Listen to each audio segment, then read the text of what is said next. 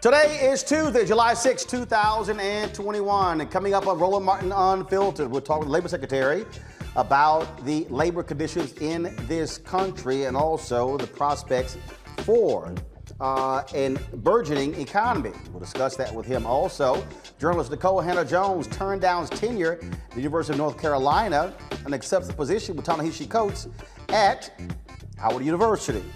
Also on today's show, a white racist in New Jersey accosts a black man, videotape, then gives his address and says, "Y'all want a piece of me? Come to my house." Well, protesters did.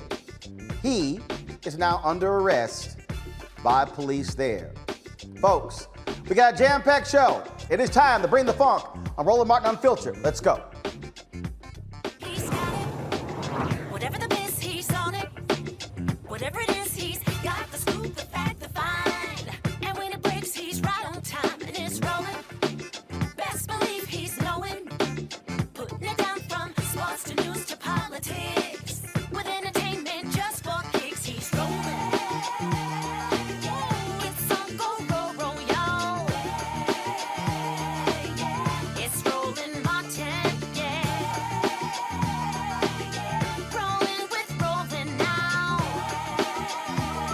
He's funk, he's fresh, he's real, the best, you know he's Roland Martin now.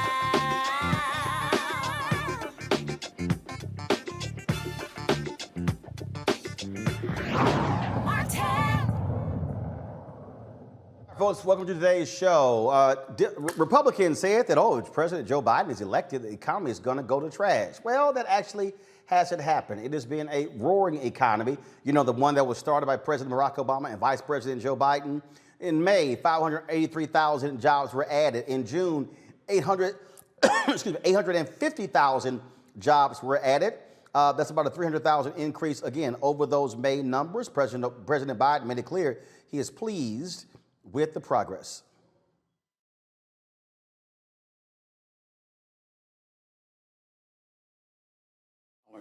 They probably wish those 600,000 jobs paid $600,000 a year. But 600,000 jobs per month. We've now created over 3 million jobs since it took office. More jobs than have ever been created in the first 5 months of any presidency in modern history, thanks to the incredible work of the entire team. This is historic progress, pulling our economy out of the worst crisis in 100 years. Driven in part by our dramatic progress in vaccinating our nation and beating back the pandemic, as well as other elements of the American Rescue Plan. Today, the U.S. is the only major advanced economy where the OECD projections of future output are higher today than they were in January 2020 before the pandemic hit. And America was ranked first in Bloomberg's COVID resilience ranking. None of this happened by accident. Again, it's a direct result of the American Rescue Plan. And at the time, people questioned whether or not we should do that even though we didn't have bipartisan support. Well, it worked. Joining us on right now on Roland Martin Unfiltered is the Secretary of Labor, Martin J. Walsh. Secretary Walsh, glad to have you on the show. I cannot hear him. Please, Secretary Walsh, are you there? Yeah, hold on. Oh, there you go. Okay, can you hear me now? How's that? Okay, all right, now I can hear you. First and foremost, when we talk about these job numbers, they speak to one thing, but obviously what we still pay attention to are the job numbers for African Americans. And so what is that looking like? Yeah, you know, as the president said, the jobs report's good, but unfortunately, I'll give you a breakdown of what the numbers are, reality as of last Friday. The unemployment rate for the white community is 5.2%.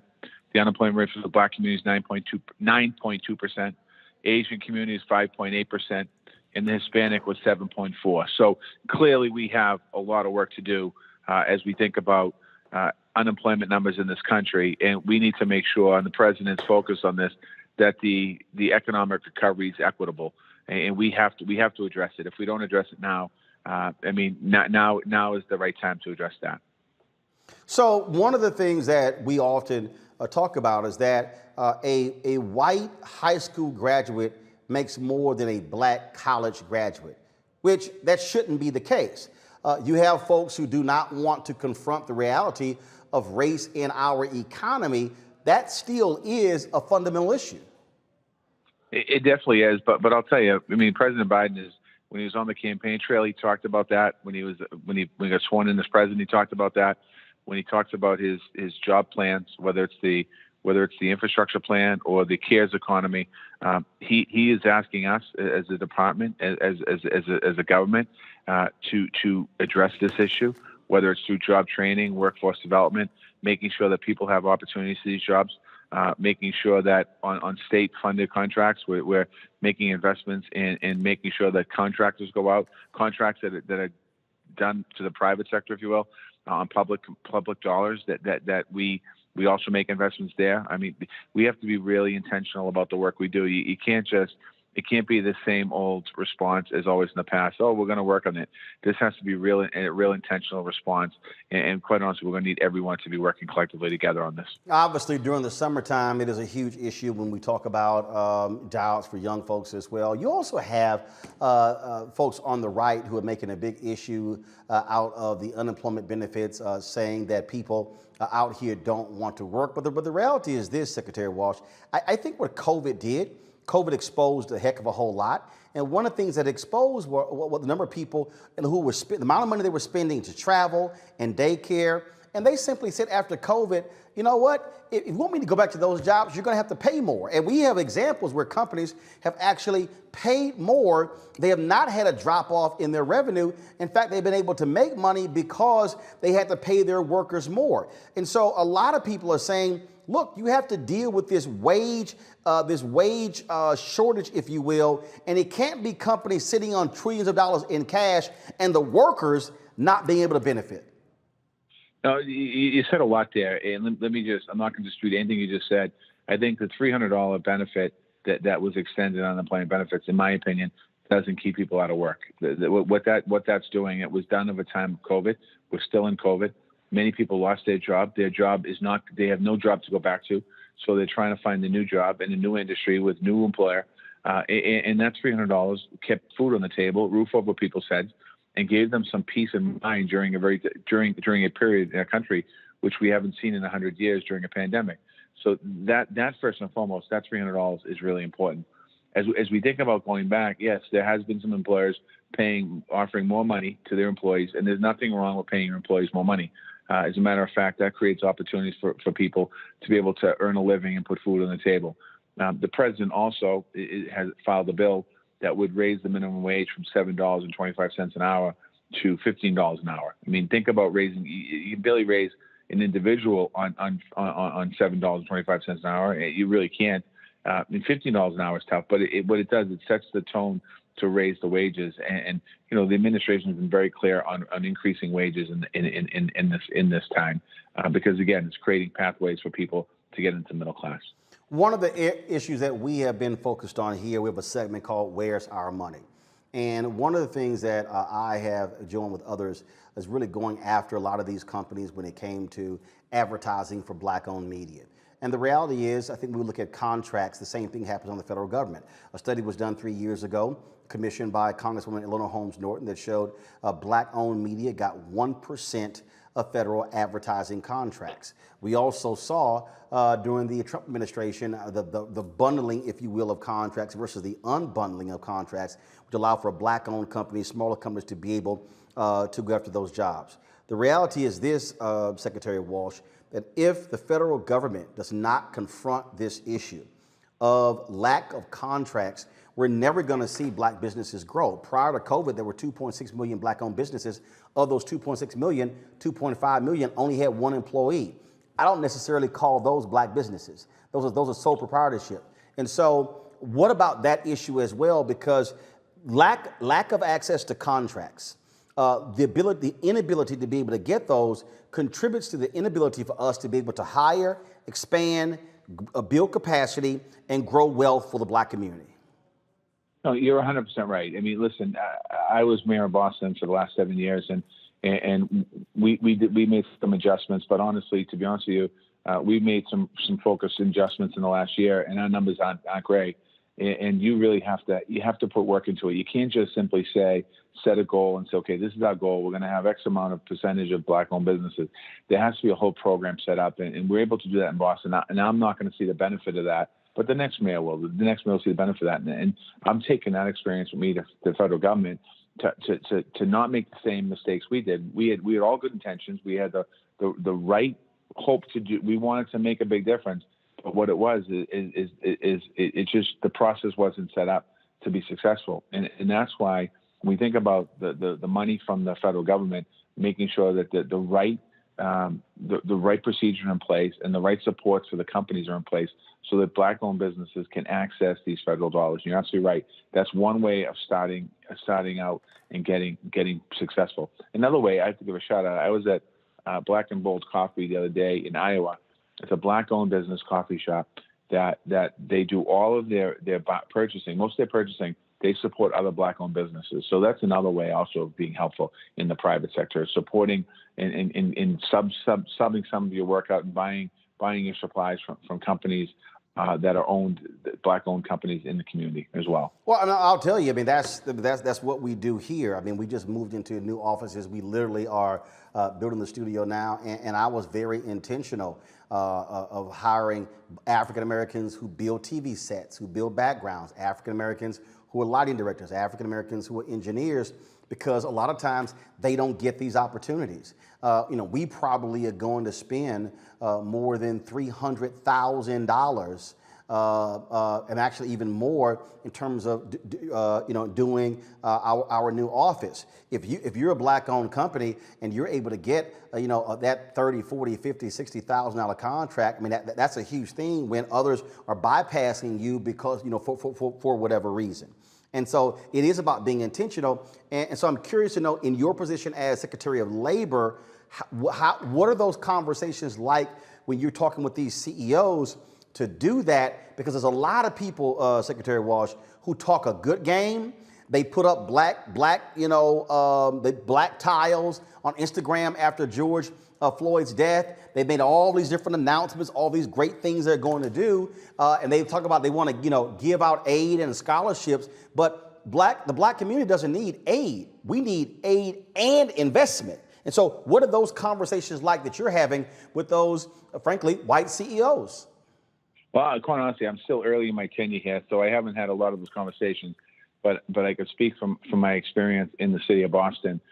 We were seeing a real change as far as hiring, creating pathways, not just in City Hall, but in businesses.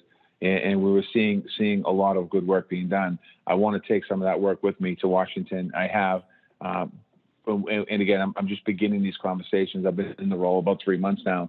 But these unemployment numbers, when they come out month after month, again, the reason why I highlight them when I'm on national news is because we can tell a good story, and 3.1 million people have gone back to work, but it hasn't been completely across the board, and there's still lots of work to be done there. Well, it is certainly a whole lot to do.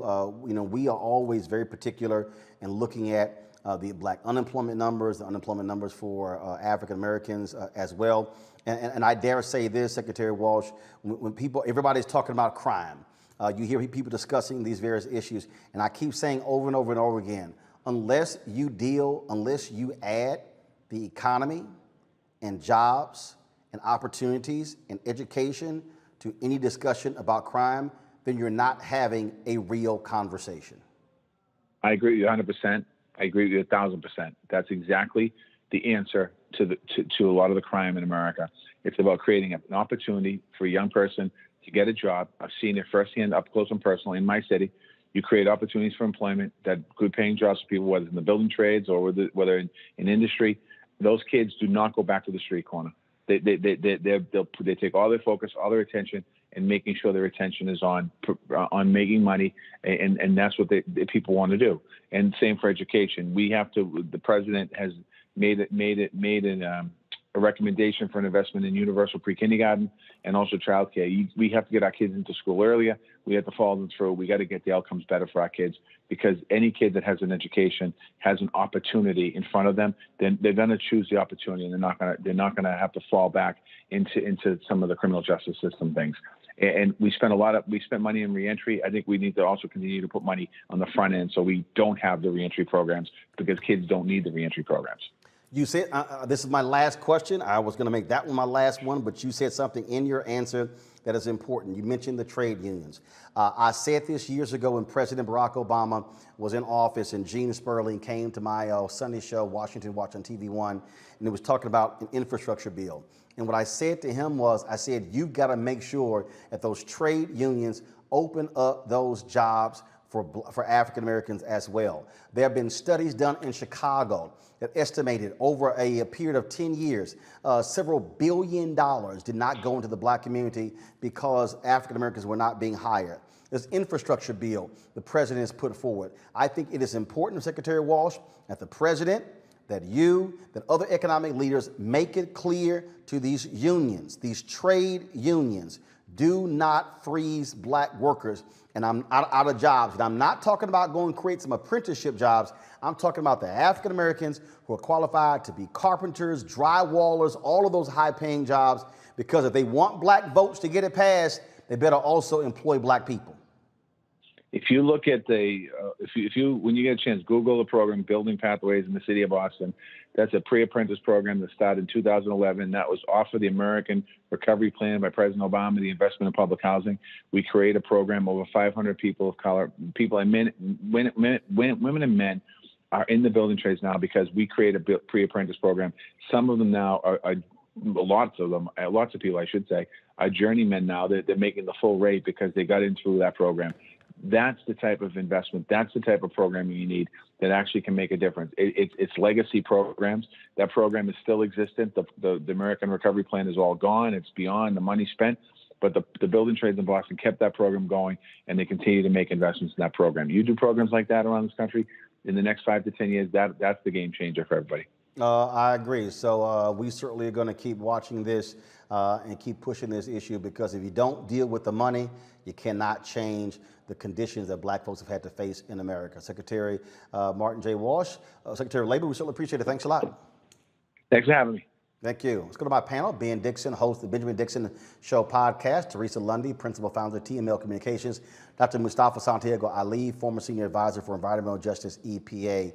Mustafa, I want to start with you. On that point there, this is where the full force and power of the federal government is important. When I said to Secretary Walsh, they got to challenge those trade unions and others to make sure that they are not locking black people out. And I know he mentioned that pre-apprenticeship program. Okay, but again, those are low-level positions. I'm talking about the experienced African Americans right now who should be qualifying for those high-paying jobs.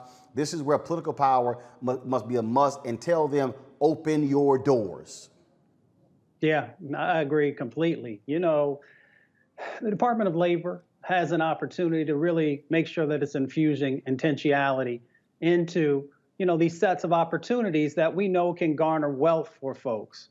So for me, it's on two sides. It's on making sure that workers have the opportunity to get these higher paying job opportunities inside of the trades, but it is also about ownership of business. So they have an opportunity there to actually make sure they're infusing dollars in a real way. And then, of course, the other part was those public-private partnerships and having those conversations.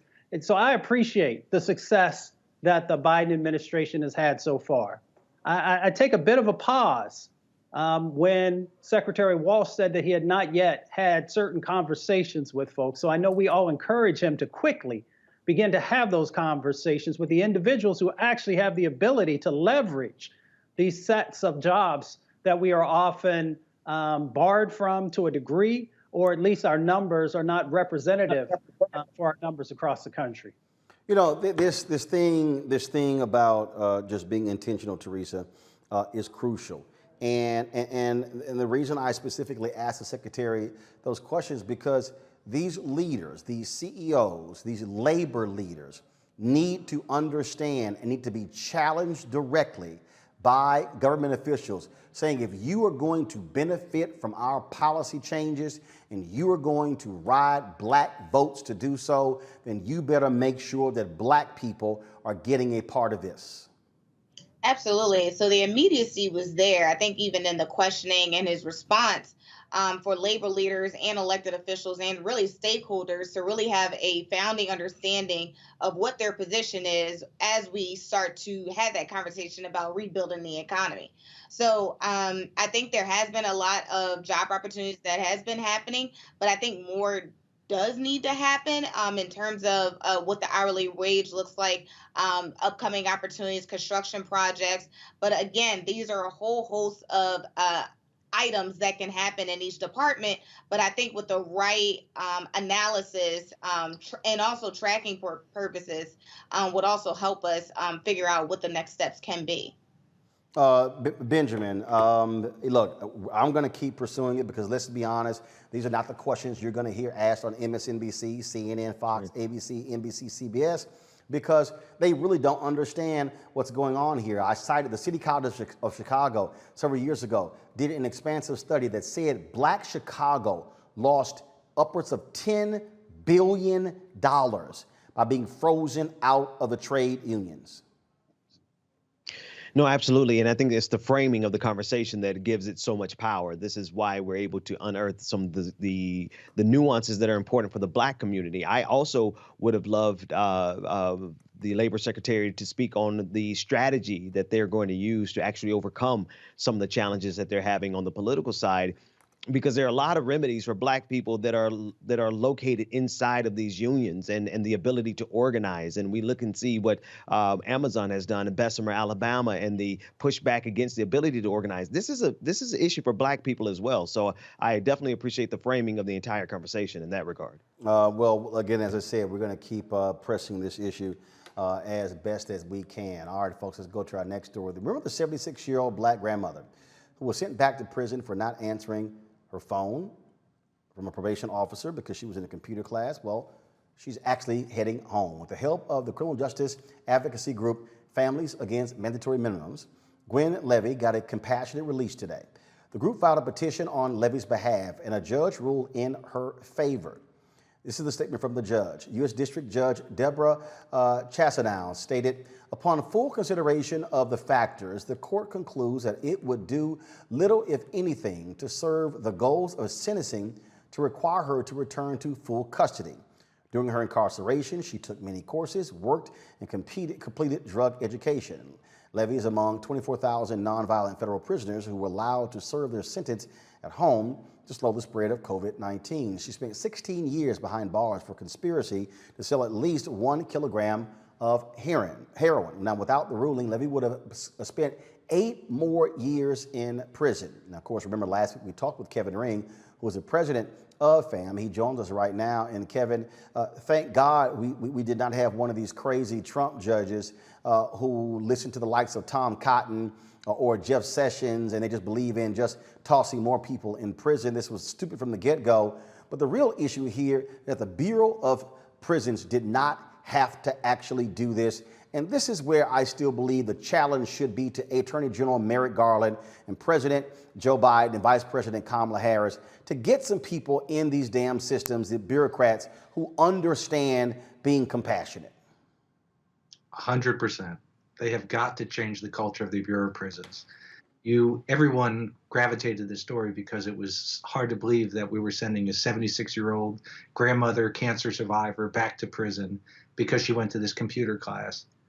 But this is the type of thing that happens, and there's no common sense. And think about that halfway house, that Bureau of Prisons official who said, yeah, this violated our rules technically, and so our options are send this woman back to prison for 4 or 5 years, or give her a warning, bring her back to the halfway house, do something different. I mean, the idea that they thought that the appropriate action was to bring her back to federal prison is disgusting, and it happens all the time.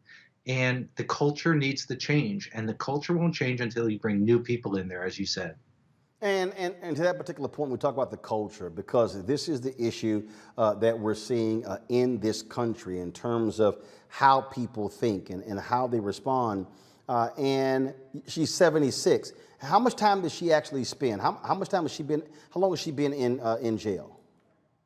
She was in prison for 15 years, home for a year, and has just been back in jail for now a couple weeks. And so she was. So even in those couple of weeks, it just didn't make any sense at all. Is fam still? So even though she is going to be released, first of all, has she already been released, or is it still being processed? She should be out between 7 and 10 p.m. tonight. Her son's waiting for her. And so even though she is going to get out, are y'all still pursuing, again, meetings with DOJ to say, you need to be examining this? Well, look, we've been meeting with the Biden team since they were in the transition. And then we met with them when they got appointed. And remember, she's one of 4,000 people who were sent to home confinement under Bill Barr's tenure as Attorney General to get them away from COVID. So she became the poster child for this group of people, these 4,000 people. Now, hers took this awful turn where she was sent back, and luckily today the judge granted compassionate release. Her story's done. There's 4,000 others, low-level people who are home, have been home for a year, followed all the rules, and they're at risk of going back unless the Biden administration does something to keep them home. And that just makes just no sense whatsoever there. Have you talked to her? Last time you talked to her, and how is she feeling? Well, I'm waiting to get a text. Her attorney talked to her. Everyone heard the news except for her. Her attorney finally got to do a video call in the jail.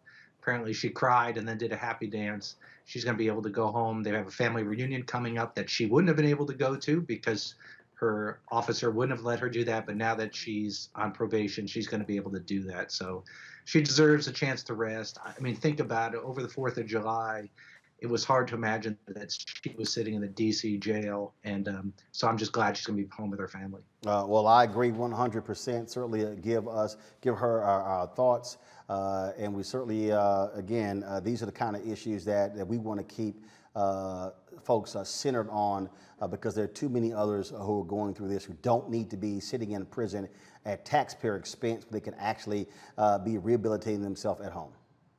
Well, thank you for bringing attention to it. It really did make a difference in this case. I mean, it shouldn't have taken all this attention to do something that was such common sense, but I'm afraid that's the way the system works, and they were exposed for this sort of corrupt behavior, and I'm glad it worked. But thank you. And we're going to continue. Kevin, we appreciate it. Thanks a lot. Great work. Thank you. This, Teresa, this is why, first of all, media matters. This is why you have to shine light on this sort of stuff, why you have to have people who are telling these stories. Otherwise, I mean, she would be sitting in prison. You're absolutely right. And you know what? I think from start to finish, I was following this case and a few of my colleagues, and we said, this is just ridiculous. It could have been our grandmother. It could have been our auntie, our sister. But as I look at this woman, I'm like, she is, essentially, if she's not family, she is a part of my African-American heritage. And I said, and I have so many friends who unfortunately are still stuck in the system. So those who are waiting for that unfortunate call to go back to jail. And I think many of us are, who know those who have been home for that 1 year are still waiting for that call. So, I mean, if we're not bringing the issues to the forefront, I think, again, we're going to have more of these conversations and dialogues. But again, media matters. And that's why it was, this 76-year-old woman is able to come out. But again, there's still more pressing issues on the table. Ben, this is, again, as I said to Kevin, I really hope Attorney General Merrick Garland, I really hope Vanita Gupta, I really hope that Christian Clark, I really hope there are conversations in the Department of Justice with the Bureau of Prisons about stupid ass procedures like this. Right. And while this is not connected to critical race theory directly, right, it is important for us to understand that this system is uniquely designed to grind Black people up into a dust, into a pulp, and is so reflexively used to doing that it didn't even realize that this is an instance that it would backfire on them. And so I think it is good that this decision was made today, and I would absolutely love to see the footage of her reuniting with her son. It's still emblematic of the fact that this is at the root of this white supremacist system, at the core of this democracy. Well, Mustafa? Common sense and legal sense. very rarely come together. We can look at a situation and say, well, why would you do that? It's the way that the system has been built. And of course, we all know that the system is broken. When we look at probation and the various types of violations that can send you back to jail for sometimes decades, we know that we've got so much hard work that has to be done. And as Ben said, this is a part of the policies that have been put in place, and there has been some intentionality in that system to make sure that there is a population that continues to revolve in this. And we got to just call out the fact also that, this is big business. Prisons are billion-dollar industry. So that's not, we're not going to say that in all cases, folks are thinking about the monetary value of keeping someone in. Of course, we know that there's a larger value in making sure that people aren't, because taxpayer dollars are being utilized. But there are a number of prisons across our country that utilize the individuals to supplement and to create products that are then sold to consumers. So you got to understand the totality of what's going on as we begin to dismantle and hopefully rebuild in a more humane way these systems. And of course, the Department of Justice is one of the first starts in making sure that they are pushing the Bureau of Prisons to do the right thing. So free at last for Miss Levy, free at last. Thank God she's free at last. All right, folks, let's go to Tennessee, where a former police officer's guilty plea of killing a black man sends a grieving mother into a rage. In July 2018, Andrew Delk shot Daniel Hambrick in the back 3 times as he ran away. At his hearing, Delk pled guilty to voluntary manslaughter. He got the opportunity to express his condolences to the family. I'm pleading guilty today because I recognize Anthony, my use of deadly force was not reasonably necessary under all the circumstances. I recognize that what happened on July 26, 2018 was tragic. Mrs. Hambrick lost her son that day, and I am responsible for her loss. Excuse me. These are facts that I will have to live with for the rest of my life. And no mother should ever have to experience the loss of a child, and not a day has gone by that I have not thought about my actions. I also recognize that my actions impacted the community and the police department. I hope this case can contribute positively to the much-needed discussion about how police officers are trained and how we, as a community, want police officers to interact with citizens. I am deeply sorry for the harm my actions cause, and I hope that Mr. Hambrick's family will obtain some comfort from my acceptance of responsibility and my guilty plea today. Wow, folks. Following that statement, y'all, Vicki Hambrick, Daniel Hambrick's mother, strongly reacted to what he said. Baby.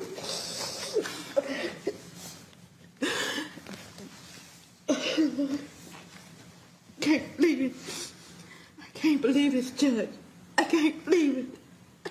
I've been going through this for 3 years. Take your time, baby. I can't believe it. Yes. Take your time. Judge, Take your time. I lost my mother.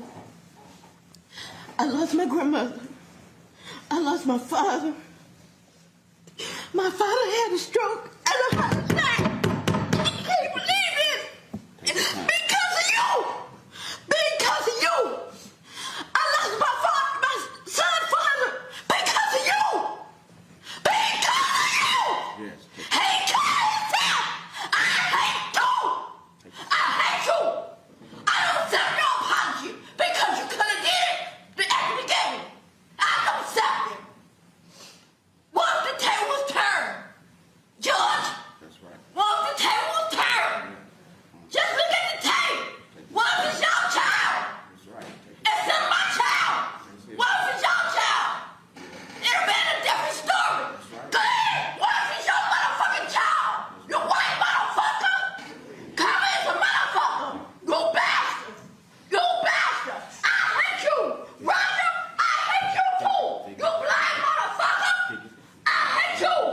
Hambrick. I hate you. Miss Hambrick. You told me a goddamn lie. Miss Hambrick. And I hate you.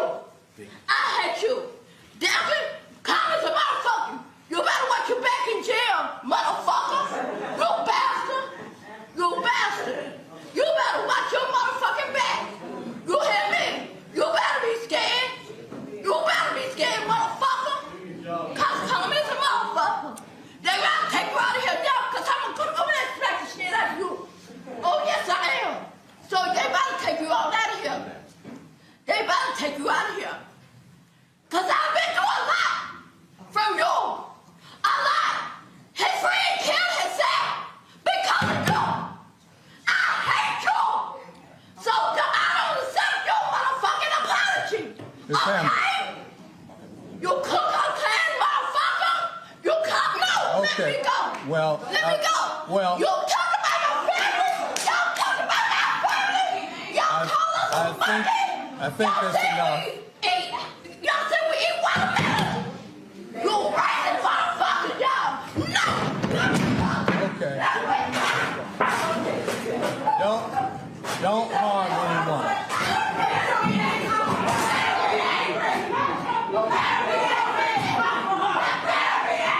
Don't come up here.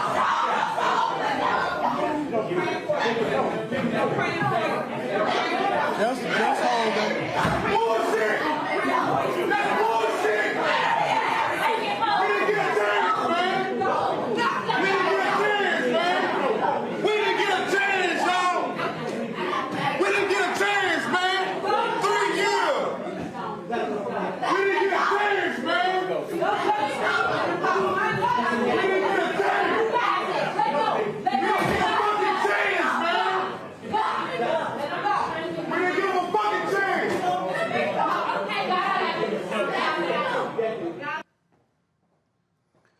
Teresa, whenever we see these stories, oftentimes we have folks who want black folks to express forgiveness. Now, Hambrick also says that she was not informed of the pact that Delk made with prosecutors to plead guilty in exchange for a 3-year sentence. His plea means that he will not have to go on trial for first-degree murder this month. So they do a plea deal. He gets 3 years. Doesn't go to trial. Could have gotten a lot more. And this is where I'm with a lot of black people. Like, damn this whole, let's extend forgiveness. That woman lost her son. And you heard the judge sitting here trying to get her to calm down. No, the judge should have sat his ass there and let that woman talk as long as she needed to talk.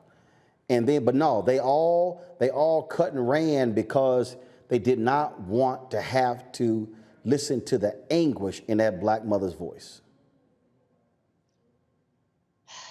Yeah. Sorry, it's the first time I'm seeing that video. I think most of the issues that, that really honestly just took place in that room, honestly, the judge, like you said, he should have sat there on the bench and listened. I think I didn't even know that the family didn't. I don't even understand how you make a plea deal without the family's acknowledgement. But that's the first issue. And then the second piece is, again, 3 years for a life.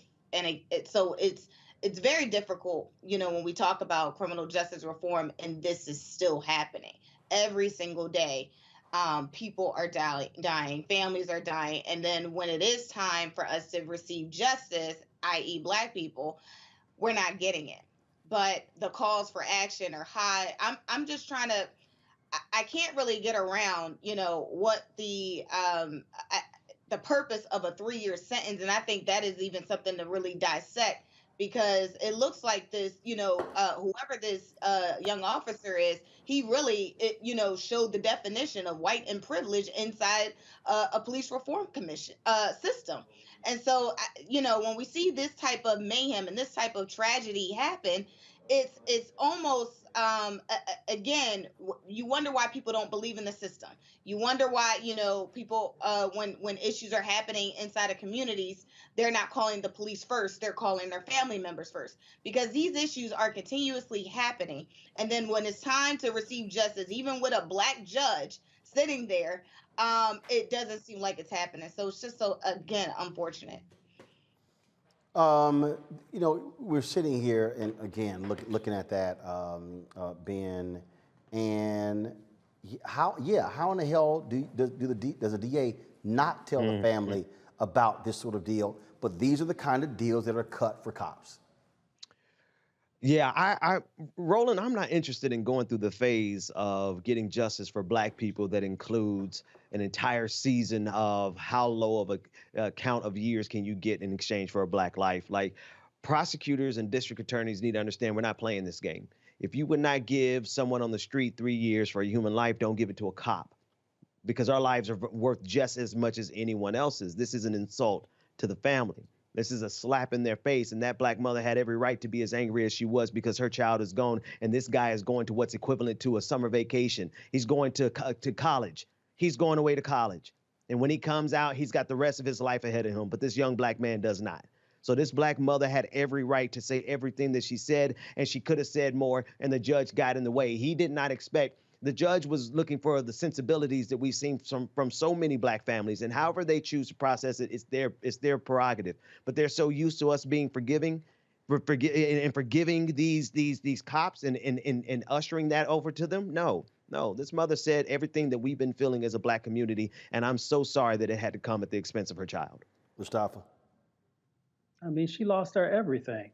I mean, a mother who brings a child into the world and has to watch that child leave because of a decision that a police officer made, it is a heavy barrier, something to carry. And this case, this life should have never been taken if you really understand this case. You had a police officer that was following a car. Now, he worked on a task force that was supposed to be looking for stolen cars by youth. He was following the car, ran the plates on the car didn't have anything attached to it. Then he ended up, following a little while longer, lost it, and then went into an area and saw another car that he knew was not that car, but decided to get out. And then chased this young man in this moment where lots of folks are afraid of the police, and then shot him multiple times. So of course the mother is going to be upset. So we have a lot of folks who bore responsibility in this moment. The police officer does, the district attorney does, to make such an egregious commitment to this police officer to give him such a small amount of time. Folks really understand what this is. This is 1,095 days is all that police officer will serve for murdering this young man. 1,095 days, that's how much this young man's life was worth. And that's why we say that the system is broken. But maybe we shouldn't even say that the system is broken, because the system was never created for fairness for us. So we have all these different dynamics that we have to go through in trying to figure out how do we get a system that actually works for black and brown people. And I'll be quite honest, I'm not wise enough to know what the answer to that question is in this moment. It is certainly troubling, and this is why when people talk about Black Lives Matter, this is why when people talk about what has to happen when it comes to getting justice in this country, those things are important, and so that's how it goes. All right, so it is so unfortunate, but that mother's pain is real. Folks, some breaking news here. The U.S. Olympic team has decided that sprinter Sha'Carri Richardson will not be at the Olympics at all. This is what the New York Times posted about 20 minutes ago. Breaking news, Sha'Carri Richardson will miss the Tokyo Olympics entirely after officials decided not to include her on a U.S. relay team. She previously lost her spot in the women's 100 meters after failing a drug test for marijuana. Of course, she talked about, as she admitted to smoking marijuana after she got the news that her mother had passed away from a reporter. She said she knew that it was wrong. She knew that she could test positive. She knew what this could actually do to keep her out of the 100 meters. Because of when the 100 meters starts, the 30-day suspension would not first of all, would have kept her out of running the 100 meters. But she still could have been in the Olympics by running the 4x100 relay team.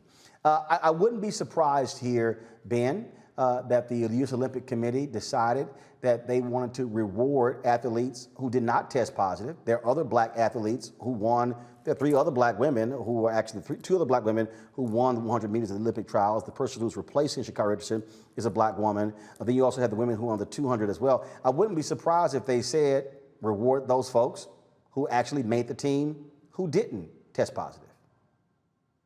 Yeah, in the backdrop of all this, I just can't help but to realize that in this transition, there's going to be a lot of white folks making a lot of money off of marijuana. And while these are quote unquote the rules, it's funny how easily people genuflect towards the rules when it doesn't really impact them.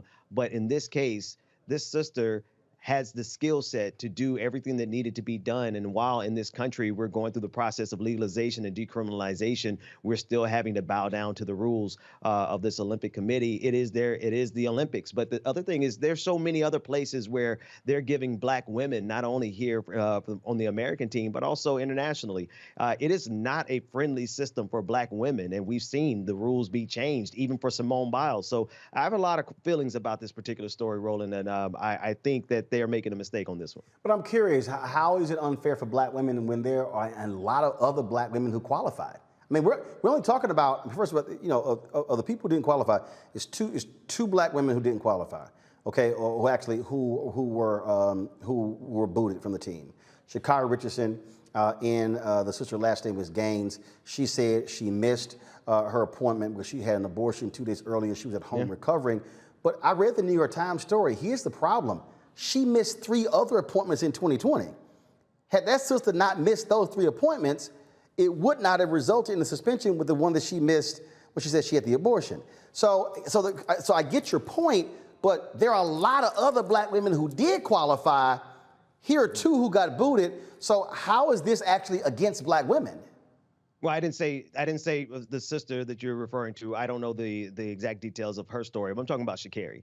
And I'm talking about this transition, like very specifically, this transition, there are going to be a lot of people making money off of now. They're making money off of marijuana, and this sister's being disqualified because of marijuana use. I really would like to see any of them run the 100 meter while high, even if she wasn't high at that time. It's just absurd at the core of it. We still are looking at the other issues where women, the swimming in the swim team, unable to wear the mask or the caps. And actually, according to, I got a story from the BBC, that decision, which was made by the Swimming Federation, apparently that is being reconsidered. I'm going to pull the story up so that after all of the attention, that black company out of the UK, that particular ban on those caps is being reconsidered. Yeah. No, I mean, and as it should. And I think that's just this system, again, whether it be the Olympics or whether it be American democracy, it's not built for us. And I don't care if this is like not necessarily, she broke the rules and she admitted as much. Okay. That doesn't change the fact that in the backdrop of all of this, there's still a lot of people in this country that are going to be poised to make billions of dollars off of marijuana. And she's paying the price almost as one of the last people to pay the price of marijuana as a black person. The thing here, Teresa, is, and this is where I think this makes a difference. When she talked on the Today Show, she said, I knew what I was doing. I knew I was breaking the rules. And I knew I could lose my spot if I tested positive. It's sort of like this wasn't a mistake. And I'll say it, it's not a popular opinion from a lot of what they always say, the blue check folks on Twitter. But I don't think Sha'Carri Richardson should have been running in the relays. I believe that if you're going to compete on the U.S. Olympic team, I believe that the people who play by the rules, who made the team, the other women who run the 100, the other women who run the 200, the other women who run the 400, they should have an opportunity to run on the relay team. I agree with you. You know, I saw the Twitter chat about it, and honestly, when I saw the interview on the Today Show, honestly, if I was her PR spokesperson, I would have probably just said, do not go on national television and tell them that, yes, I'm confirming I am breaking the rules. I knew what I was doing. So you were very intentional in what you were doing because that's what you felt you needed, but you knew the consequences if you got caught. So I do think other Black women who did, you know, test negative and also was able to, qualify for the relays should absolutely get a chance to go in her spot. I think it's kind of self-explanatory, but I do agree with Ben. You know, if the laws did change and, you know, marijuana was actually legalized, and I guess the laws will be amended in the Olympics, then I think this would be a different story. But as of now, she intentionally knew that she was breaking the law and she knew what level she was on, and thus the consequences ensued. And Mustafa, I think Ben is right. People are making enough marijuana, but here's the deal: marijuana is still not legal in all states. I've had to have that conversation with family members, friends, and others, saying, "Hey, you might be in Texas.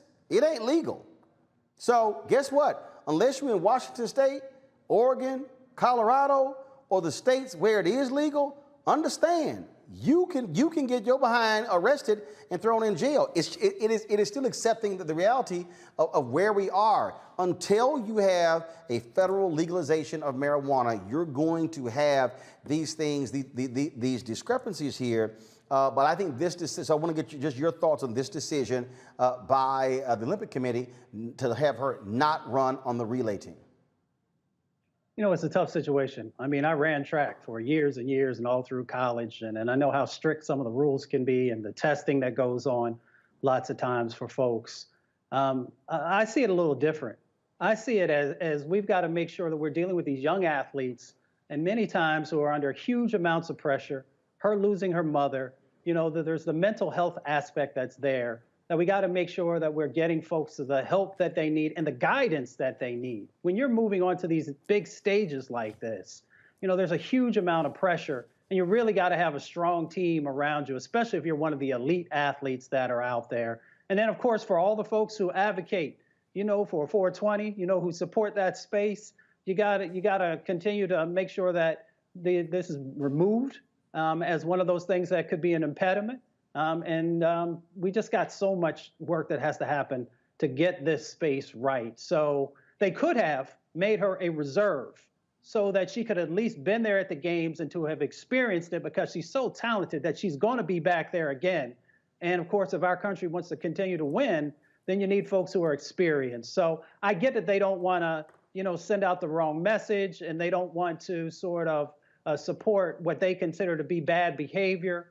But there are lots of other ways that they could have approached it to make sure that, one, she's not allowed to run, but that she could still experience, because it's a phenomenal opportunity for anyone to be a part of the Olympics. And I wish some people also understand the reality of this. I don't know who this Cornell Cole is on YouTube. Said you can't cash a gold medal at the bank. You clearly are dumb as hell. You clearly have no clue. If Sha'Carri Richardson does not fail that test and she goes to the Olympics and runs in the 100 meters and wins the gold medal, I dare say that decision to smoke that blunt, Benjamin, cost Sha'Carri Richardson anywhere from $5 to $10 million. That sole decision, in terms of, we know if you go to the Olympics and you set an American record, an Olympic record, a world record, or you actually just win the gold medal, you cash in big time. And in fact, for Olympic athletes, that's when you make your money. You make your money after the Olympics. First of all, leading up to it, the endorsement contracts. We're talking Nike, Adidas, we're talking Wheaties, we're talking, all kinds of brands. We're now living in an age that you're talking about $5, $10, $20, $25 million that was lost because of that decision. That's how big a financial decision that was. You know, if we're talking about the deleterious effects of substances, I would hope that they would, No. I'm talking about. I'm talking. Hold up, Ben. I'm talking about that particular point where his brother said you can't cash that gold medal. You can actually cash it. I'm just simply saying that this is the impact of a decision. The impact of a decision isn't just you fail a test. You fail a test, you can't run the 100. Now they say you can't run the 4x100. What it also means is you at 21 don't get, if you go to Tokyo and win the gold, you then don't get to come back and reap the economic benefits of being the gold medal winner. That was the point I was making. Yeah, no, I understood your point. I was going to circle around to it, but I'll cut straight to it. I mean, Purple Urkel is going to need an endorsement right now. I mean, Sha'Carri should just go ahead and make that move, because if they're going to play this game with a substance that is, we're talking about weed. Like, if you smoke a cigarette, don't talk to me about weed. If you drink alcohol, trust me, don't talk to us about weed. Now, we're just talking about justice. Rules don't equate to justice. And we're talking about fairness. Rules do not equate to fairness. The Olympic Committee is behind the 8 ball. They made the decision. She lost out. We get it. So let's holler at somebody in the marijuana industry, because let's not only let these white boys be the only people making billions of dollars off of weed, even though she may have lost this one. As somebody who can't stand weed, who ain't never smoked, I'm allergic to smoke. I've long said that African Americans should be benefiting from the economic reality of the marijuana industry in this country, the billions of dollars that are being earned right now, Teresa. But I do think it's important, and I say this to anybody who's watching, that I just need our people to understand this here. We can talk about what's unfair, what's not right. Here's what I'm going to say, and it doesn't matter who you are. There are consequences to every action that you take. There are consequences. And then there are consequences that you can call unfair. There are consequences that you can call that are wrong. But the reality is there are consequences. What I stress to my 13 nieces and nephews, that I stress to my cousins, if you're going to make a grown person decision, understand you better be able to deal with the grown people consequences. Absolutely, and especially if you're a person of color, those consequences are going to be much higher than your counterparts. And so we just need to be very mindful in this age of digital media, social media, print media, any type of media where you can get your point across. But also, if you carry a larger platform, it will be scrutinized. And what you don't want it to be is scrutinized by the wrong persons that can affect your financial and economic welfare. And she hasn't lost her Nike endorsement, Mustafa. But there, and I'm saying this, and again, and I totally understand Ben's point. But here's what I also realize: it's a bunch of our people who are applying for jobs who are still failing drug tests. And I remember talking to a black-owned soul food restaurant owner in Texas. And he said, man, I would love to employ a lot of our people. He said, but they can't pee in the cup.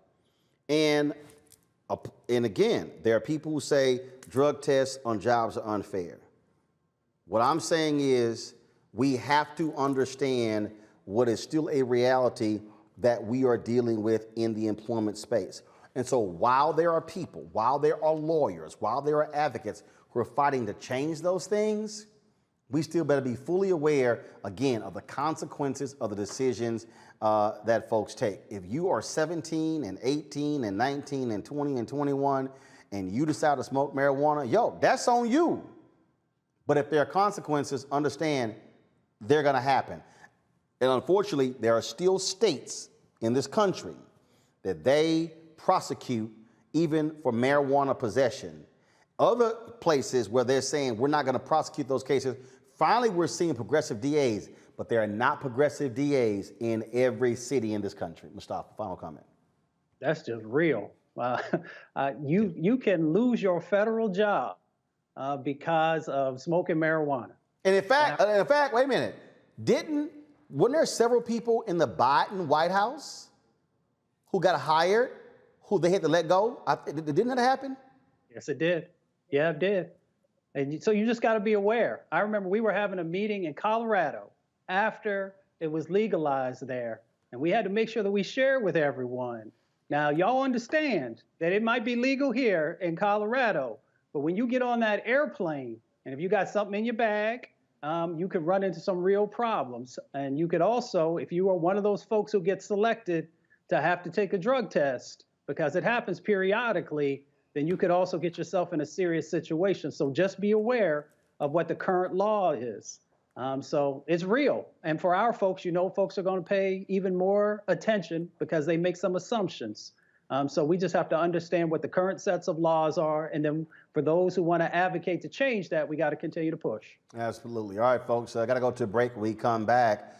Ooh, white man loses his mind in New Jersey. Oh, he's our crazy ass white person. And guess what? He actually gave out his address and challenged folks to come to my house to whoop my ass.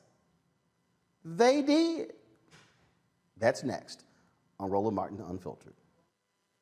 I believe that people our age have lost the ability to focus the discipline on the art of organizing. The challenges, there's so many of them and they're complex, and we need to be moving to address them. But I'm able to say, watch out, Tiffany, I know this road. That is so freaking dope.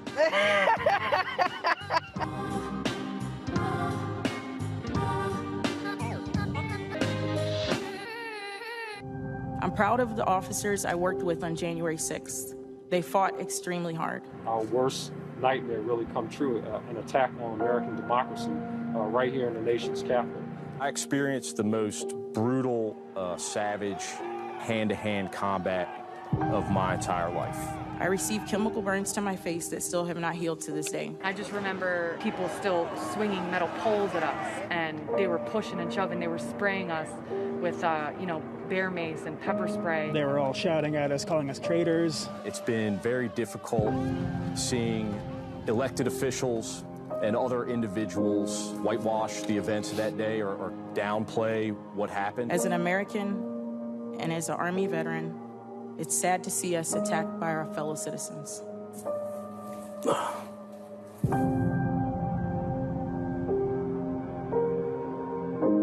Midas Touch is responsible for the content of this advertising.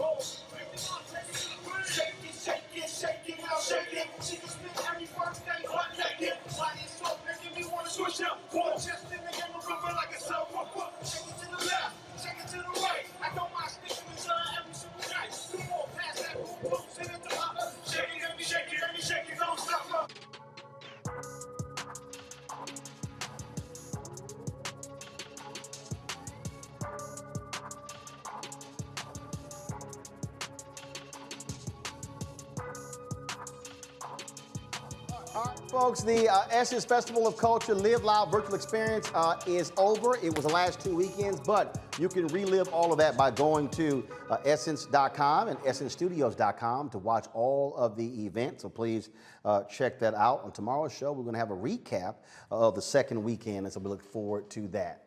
All right, y'all know what time it is. No charcoal grills are allowed. I'm white. I got you, huh? Illegally selling water without a permit on my property. Whoa! Hey! You don't live here. I'm uncomfortable. Well, folks, you should never write checks your ass cannot cash. A New Jersey man is facing charges after launching a racist tirade at his black neighbor. This video, folks, went viral. Go ahead and roll the video. This video went viral over the weekend, and it is absolutely crazy. It shows Edward Cagney Matthews getting in the face of a black neighbor. Listen. Talk to him. His name is Brandon. You know, fuck it. You know why I'm going after him? I don't care. I don't give a shit. So why you're here? I don't give a shit. So why you're here? I don't give a shit. Then get the fuck out of here then. I don't give a shit. Put your hands on me one more time. Oh, you put your hands on me. Come close. I cannot. Right there. I know, right there. That's right there. The Roland jerseys, back up. Come close. Back up. Keep backing up. Back up. Don't touch me. Keep backing up. Don't touch me. Don't touch me. Don't touch me. Don't touch me. Don't touch me. Fucking bastard. That's right. Yeah. My parents are both dead. Yeah, what the fuck? My parents are both dead too. And what are you gonna do? What are you gonna do? Nothing. What you gonna do? Nothing. All what you do is harass all people. That's all you know how to do. These motherfuckers are taking all the fucking money. I don't give a shit. Well then shut the fuck up. You shut the fuck up. Touch him. Touch him. That's all I want you to do. Touch him. Shoot up for you. Touch him. That's all I want you to do. Touch him. I know better. Oh, don't you know better? Get the fuck out of here. I got you 3 times. I don't give a shit. Don't worry. I don't give a shit about you. That's called assault. Get the fuck out of here. I'm going to wait for the cops to show up. That's called assault. Yes, wait for them to come here. Wait for them. We will. Yes, keep waiting. I am. You walking on someone's property. This isn't their property, you dumb fuck. You dumb fuck. This is their house. No, this is common ground. You dumb, ignorant nigger. Have rights over no, they don't. Yes, they do. They don't have any right. Get the fuck out of here. No right. This is called common ground. Get the fuck out of here. Get out of here. Get out of here. That's all you know how to do. Walk up, harass all people. Nobody's harassing anybody. Yes, you have been. You have been. You get the fuck out of here. What? Okay, I have every right to be here like you do. Oh, yeah. Just like he does right here. This is called common property. I don't care. Okay, well, if you don't care, walk away. Learn your law. Walk away. It's not Africa. Oh, this is Africa. I was not Solomon or wherever the fuck you were. I was born in America. Well, then you know what common ground. What's common ground? I don't give a shit about you. If you can't say that, what's shit? Go out, go back to your house, go walk your dog, go do your shit. I'm right here. Okay, stay there right there. Do not talk to him. Do not harass him. I'm going to stay right here. This monkey over here, this monkey over here, both have videotape of you putting your hands on me twice. Oh, yeah, exactly. So what the fuck are you going to do about it? I'm going to press charges. Go on there. We will. Go on there. You want to know what the police can do? What do the police do? Nothing. Exactly. Because they have no jurisdiction here. Okay, they don't. Okay, that's fine. So when they get here, I'm going to walk them the fuck off like I just did in front of Berlin's house. Okay. Who's Berlin? Okay, I don't give a shit. I don't care. The secretary of the board. Her and her daughter are the fuck out of here. I do not care. I do not care. You will not going to harass them. You will not going to talk to them. Keep laughing. I am. Yo, good. I will. Oh, good. Keep laughing. That's all you know how to do. That's all you know how to do. That's it. That's it. That's all you know how to do. I didn't touch you. You touched me. I don't give a shit. That's good. As long as you know that. Yes, exactly. I don't give 2 shits about it. You can't go press charges. I don't give 2 shits about it. Hold on. You're right. I don't give a shit. Why can't I press charges? Why can't I press charges? They have no jurisdiction here. Nothing. There you go. There you go.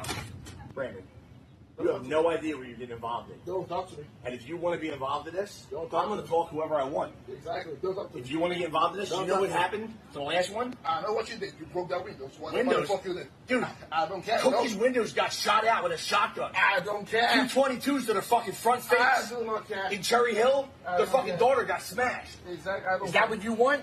No. And you want to know where I was when all this happened? I don't care. At work, monkey. I don't care where you were. At morgue. Just like I told the Mount Laurel police, get these fucking monkey niggers out of here and you can't do shit. That's me talking shit. 3602 Gramercy Way, that's where I live. Come fucking see me. Hey guys, how you doing? Hey, White, why are you back over here? Well, somebody called me. Someone called you? It's private property. You have no jurisdiction here whatsoever. I do when somebody calls me. Hold on. I need back up. You know what? Hold on. Go ahead. No. I'm going to let you do your thing. Go talk to these fucking niggers. Go ahead. Fuck you. Go talk to the niggers. Let them know what I'm all about and what their fucking rights they have. All right. You want to go back to your house? I'll come back to you. No, I'll stay right here. It's common property. Okay. Have a nice night. I'm going to let you guys get an education right now. All right. Thanks, man. Appreciate it. I'll do my job. Right? No problem. You guys want to step in and talk? Or? Okay. I want him to go away. I don't know him. I want him to leave me alone. Denise, I'm not going away until your husband stops fucking finding me and threatening me while I'm at fucking work. Cagney, cut it out, man. Oh, wait. Talk to them. Arrest me. I'm not you kidding? Right now. Relax. You fucking niggers. Just cut it out, dude. That's what you see, Brandon. 3602 Gramercy Way. Come see me, you Nobody's coming to see you, Cagney. Go home. I'll talk to you in a minute. That should not be allowed to go on. I agree. That should not be allowed to go on. I agree with you. You want to go on the talk real quick? Let's see what's going on here. Circus? Did you know there was a monkey? Cagney, cut it out, man. Go home. So, y'all did hear the racist give his address out and then said, come at me. 24 hours later, they did.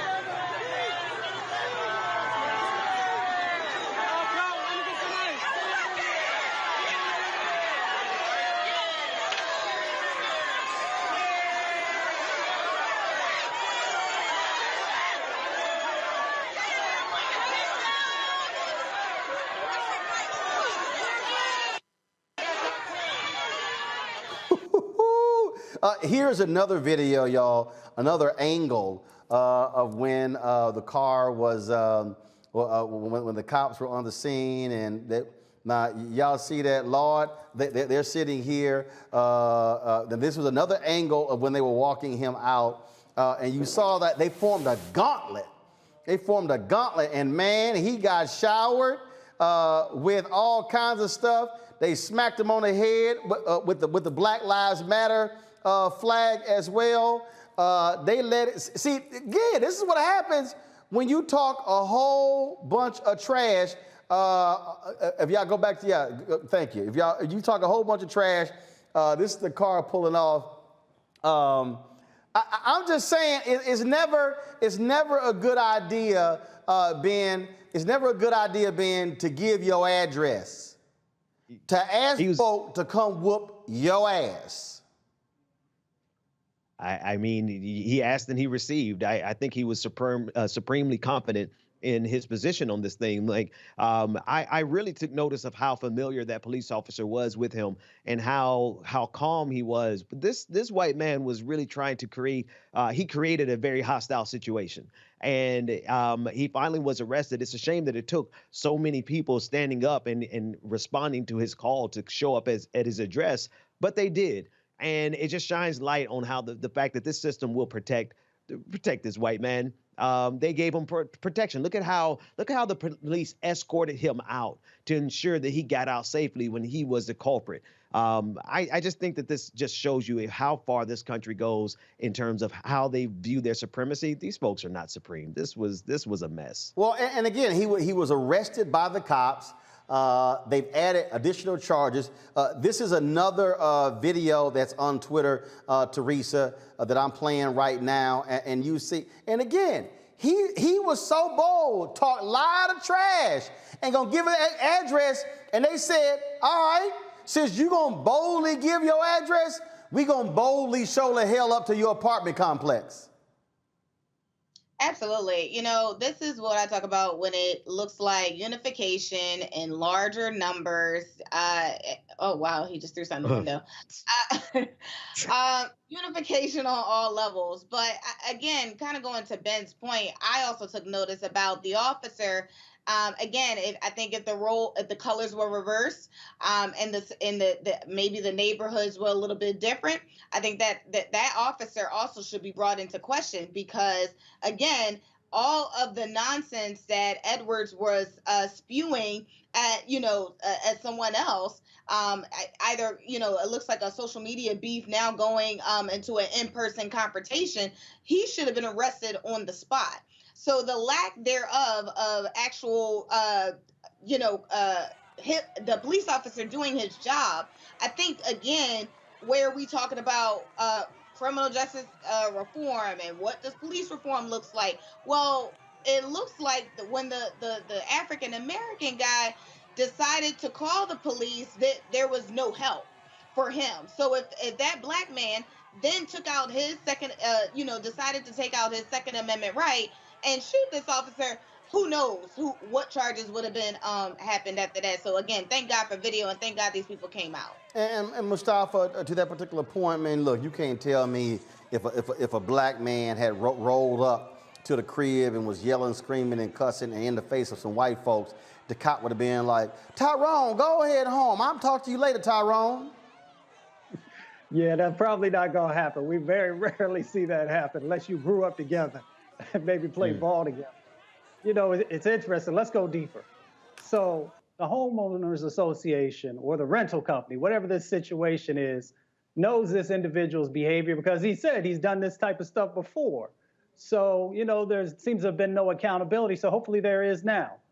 And then you also got to ask yourself, who's this individual work for? Does he represent you? Does he still have a job? Will he still have a job, depending on how much time he may or may not get for the types of actions that he just did? And then, of course, what was raised also is that the familiarity, that whatever that law enforcement agent or officer had with him also leads us to believe that, these types of behaviors are well known to him and that he did not do anything. It should have never taken all of these young people coming out to actually have to rectify this situation. And let's just call it, we saw black folks and white folks and Latinx folks all there standing in solidarity, letting this individual know that this type of behavior is not going to be tolerated.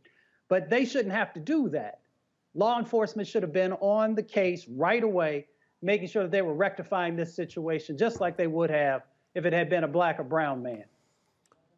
Look, I keep telling y'all, if all these white folks want to keep acting a damn fool, showing their ass for the camera, I will be happy to keep doing crazy ass white people. I'm just letting y'all know. But I'm telling you, if y'all keep acting a fool, y'all gonna get real famous. And if you're gonna keep running up on videos, giving out your address, folks are going to show up. This generation not playing that game, y'all. They ain't playing that game. And how y'all getting hit? Y'all getting hit because you're gonna be losing your job. Yep. You're gonna lose your job, and guess what? Everybody know this racist, this ain't his first time. It's the first time he got caught. That's the difference here. This is the first time he got caught. So that's the deal. And so I appreciate all of y'all bigots showing who y'all are, because we thank y'all so very much. Folks, 3 years after a New York judge told a black defendant his brain was probably retarded in growth, an appeals court reduced his sentence. The panel of judges shaved off 10 years from Angelo Johnson's 15-year sentence after deciding Judge Frank Labuda's comments from the bench were utterly racist. In 2018, Judge Labuda told Johnson he felt sorry for him in open court. And if it wasn't his fault, his brain, quote, is not developed. Convicted of burglary, Johnson still has 5 years left to serve. His parole hearing is next month. A judge, Ben, a judge.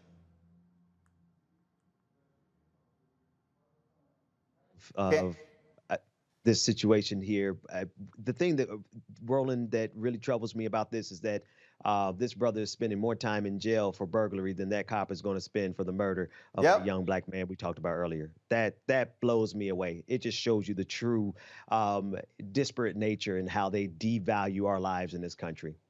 Yeah, absolutely. That is the problem that we see. And but again, judges, Teresa, this person said it on the bench. He shouldn't be hearing another case. You're absolutely right. I think there needs to be a review board for this judge. I believe he's retired, so I mean, grateful. But again, how many other judges that he's been around that he knows that's in his district that they've been sharing similar stories with, behind closed doors, and also giving sentences on behalf of black men, to the extent of the law. So, again, elections matter. I think we've hit the nail on the head on that many of times on this show, and talked about, again, we can't just focus on, local races, well, statewide and presidential races, but federal races. But I think, again, when we say judges matter, really taking a look at, some of these judges' decisions, and if their recommendation, they all have to get recommended by the Bar Association in some capacity. But I also think we need to take a closer look at the record, because again, these are the ones who, go in, they get elected, and they're probably there longer term than, the 4 years. So it just depends on what city or state. But, in Philadelphia, it's here in 10 years. So we got to vote. Mustafa, he is a retired judge. He should never hear another case again. He must be retired permanently. Without a doubt. I mean, plus you got to go back. You got to go back. I believe it was 22 years that he sat on the bench. So you got to go back and review those cases with a real fine-tooth comb to see if there were biases that were inside of that. So that's one side of it. Two, I believe that even though he's retired from the bench, that he's still in private practice now. So that means that whether it's the American Bar Association or whoever needs to also take a strong look to see if this person deserves to continue to have their license if he is still practicing, which I believe that he is. And then the third part is that we also got to understand, and this is why history and us understanding, how the eugenics movement was tied to science, was tied to policy, and was also tied to the law. And you see that from those early time periods moving forward, how you still see folks having some of those similar views about our intelligence and our value and how we should not even be allowed to be a part of this society. So all of that stuff is wrapped up and it comes out, and how some of these judges and others actually conduct themselves and the sentencing that they give. All right then. Folks, gotta go to a break. We come back. Dionne Warwick will join us to talk about why artists should get paid when their music is being played on the radio. Plus, we'll talk about the fallout at the University of North Carolina, where Nikole Hannah-Jones has spurned their effort for a tenured position and announced that she and Ta-Nehisi Coates are going to set up shop at Howard University. That's next on Roland Martin Unfiltered. White supremacy ain't just about hurting black folk. Right. We got to deal with it. It's injustice. It's wrong. I do feel like in this generation, we've got to do more around being intentional in resolving conflict. You and I haven't always agreed. Yeah. But we agree on the big piece. Yeah. Now, conflict is not about destruction. Conflict's going to happen.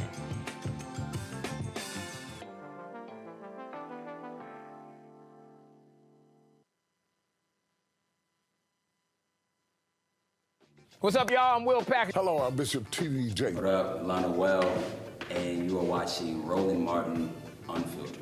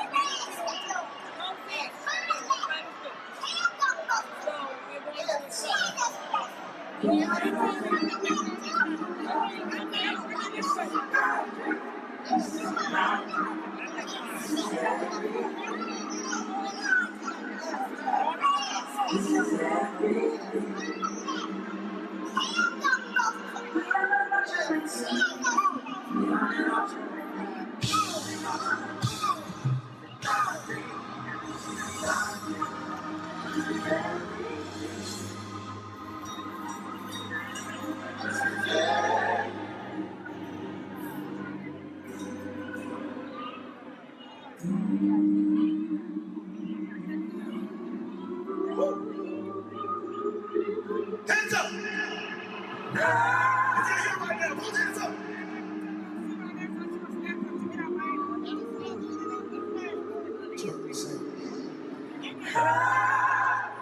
When they come for you, I will shield your name.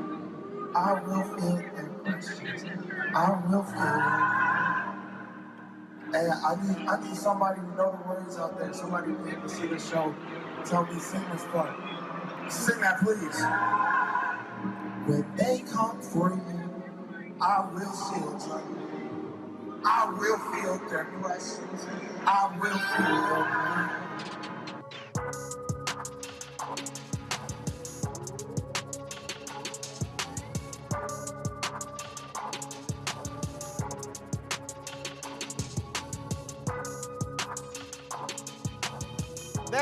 That was Chance the Rapper, of course. Don't forget, if you want to watch the 2021 Essence Festival of Culture Live Loud virtual experience, go to essencestudios.com or essence.com. Folks, radio royalties is a huge, huge issue. And a lot of artists and musicians, they're fighting for those rights. Now, y'all, it's a really complicated system. So when you're listening to the radio, when you're listening to music on the radio, the artists, they're not getting paid. They're not getting paid. The American Music Fairness Act will require AM and FM radio stations to pay royalties to musicians and vocalists. As of right now, only songwriters are paid royalties radio stations. Now, there are a lot of people out there, especially radio station owners, they contend that they are providing free marketing, if you will, to the artists. But truth be told, their whole business model is built on free music. Joining us right now is 5-time Grammy Award-winning singer, Dionne Warwick. She says that the recently unveiled legislation should have happened when Frank Sinatra brought the issue to Congress 60 years ago. And politicians have procrastinated for far too long. She joins us right now. Always good to see you, Dionne. How you doing? I am doing great. Glad you took a break from smacking folks on Twitter. I'm not smacking anybody. I'm just asking questions. This is one of those issues that the average person has no idea about. They think, oh man, your song goes to #1 on the Billboard charts, or it has it's the #1 when it comes to radio plays and how many spins it's getting. But if you're the singer, you're not getting paid. That's true. That's absolutely true. Not getting one dime. And so when we talk about this, and this has been going on for a very long time, and there have been a lot of people, including black radio station owners, who have been fighting artists on this, saying, hey, don't make us pay, make the record labels pay. Yeah, it's amazing how they feel that they don't owe us anything. And without us, they probably wouldn't be existing themselves. You know, I don't know of an entity that would want to advertise on a radio station just to hear somebody talk. I think they're gravitating to radio stations that play our music, that gets the attention of people. So if that be the case, pay-for-play should be the simplest thing in the world to understand. And the thing here, and again, people who don't understand the nuances of the game. I mean, the reality is, if you're a singer and you're not the songwriter, at the end of the day, your best shot at making money is touring. And you know, I love people. They talked about, oh my God, like when I remember when I was with Savoy Magazine, Arista, when they signed that $100 million deal with Whitney Houston. People like, oh my God, Arista signs Whitney to a $100 million deal. And I was like, y'all, that's an advance. That's all it is. That's an advance. I said, she got to make that $100 million back. Oh, definitely so. She's got to sell that many recordings in order to honor that $100 million. You know, these numbers mean absolutely nothing. Not to the artists, anyway. They mean an awful lot to the record companies and to those who are making these deals for the artists. It's that's why, you know, I have to say I marvel and applaud our youngsters, those in the recording industry today, who have taken control of their own writing, recording. They get their own dollars because they sell their own recordings. You know, I'm so proud of them for taking the helm and saying, no, you're not going to cheat me out of what I am due. This is my property. Well, in fact, what many of them are doing is what Sam Cooke did before he was killed, but it's also what Prince was really trying to get so many artists to understand by saying, stop signing record label deals, sign distribution deals. You don't, because at the end of the day, when you talk about marketing, they're charging you for everything. And so, and now what we're talking about here, now you have these radio stations who multi-billion-dollar corporations. You've got iHeart, you've got Urban One, Radio One, you've got Cumulus, you've got smaller, companies out here, and essentially what they're doing is their entire business is built on getting free product. Exactly. You're absolutely right. You know more about this than I do. Oh, no. Trust me. I'm very familiar with it because when I had my show on TV One, I was at the time doing a morning show, Kathy Hughes was a very strong opponent of this bill, and she ran some tough spots against some Black Caucus members like Mel Watt and Sheila Jackson Lee because they were supportive of this bill. Yeah, you know, it's amazing how, in fact, we almost lost a friendship. Kathy and I have been friends for I don't know how many years. And because of this issue, you know, I just didn't understand how she didn't understand why we were asking to be paid.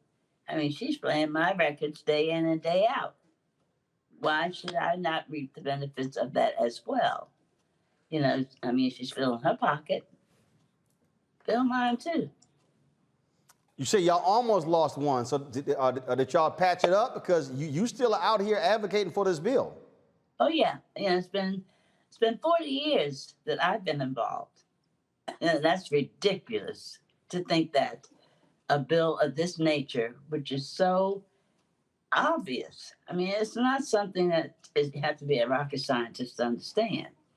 You know, in fact, the last Senate hearing I did in New York, I even asked her, can we go back retrospectively? Let's go back to 1962 when I first recorded it. Can I get money from that period to this? You know, it just doesn't make sense that we've been just made obsolete as far as radio stations are concerned. You know, if we didn't give them our recordings to play, I don't think the advertising would be as lucrative as it is. Well, where does the bill stand now? I mean, is it close? Do you think it's going to pass? I certainly hope so. I mean, they have procrastinated long enough. You know, they really have. It's time for them to get up off their humps and sign this bill into law and make it happen. I mean, it just doesn't make sense for it not to happen. Where's the White House? Because you actually came to D.C. to lobby on behalf of this bill. Is the White House behind this bill? Is Congressional Black Caucus behind this bill? Well, I certainly hope so. I haven't had an opportunity to meet with either the White House or the Congressional Black Caucus. But if it takes that, then, you know, Dionne always has no problem doing it. So. Have you seen young artists step into this and support this here? Because it sort of reminds me of young athletes who don't necessarily realize that the people who came before them made today possible. And so when you've had these battles over supporting of funds for veteran football players, the young guys are like, well, that's coming out of our pocket. But the reality is, without those veterans, you don't have the NFL you have today. And so are younger artists standing with you and others to say this needs to become law? I've not seen any of the younger artists. I don't know if they are even aware of what's going on. The 90% of them basically have their ownership. So I don't know if they're really concerned or not. The concern basically is more for the legacies of those who have passed on. Their families could certainly benefit from this. And, you know, it's just a matter of doing the right thing. You know, I just don't understand how much more they can take out of everybody's pockets, basically. I mean, those pennies mean an awful lot to us. Right. And yet, you know, nobody seems to care. Well, and you just made a good point there that people don't understand. They don't understand the estates, the trust, the family members. And the reality is, look, I love music. Anybody, they see me on Instagram, you know, I first of all, I hate streaming music. So I actually buy the song. So I buy the album, and so I remember Prince tweeted me back when I said, no, I don't stream, because even with that, I mean, you have some songs that have been streamed 600 million times, and somebody got paid $30,000. That's right, exactly. So, you know, this is something that has to come out of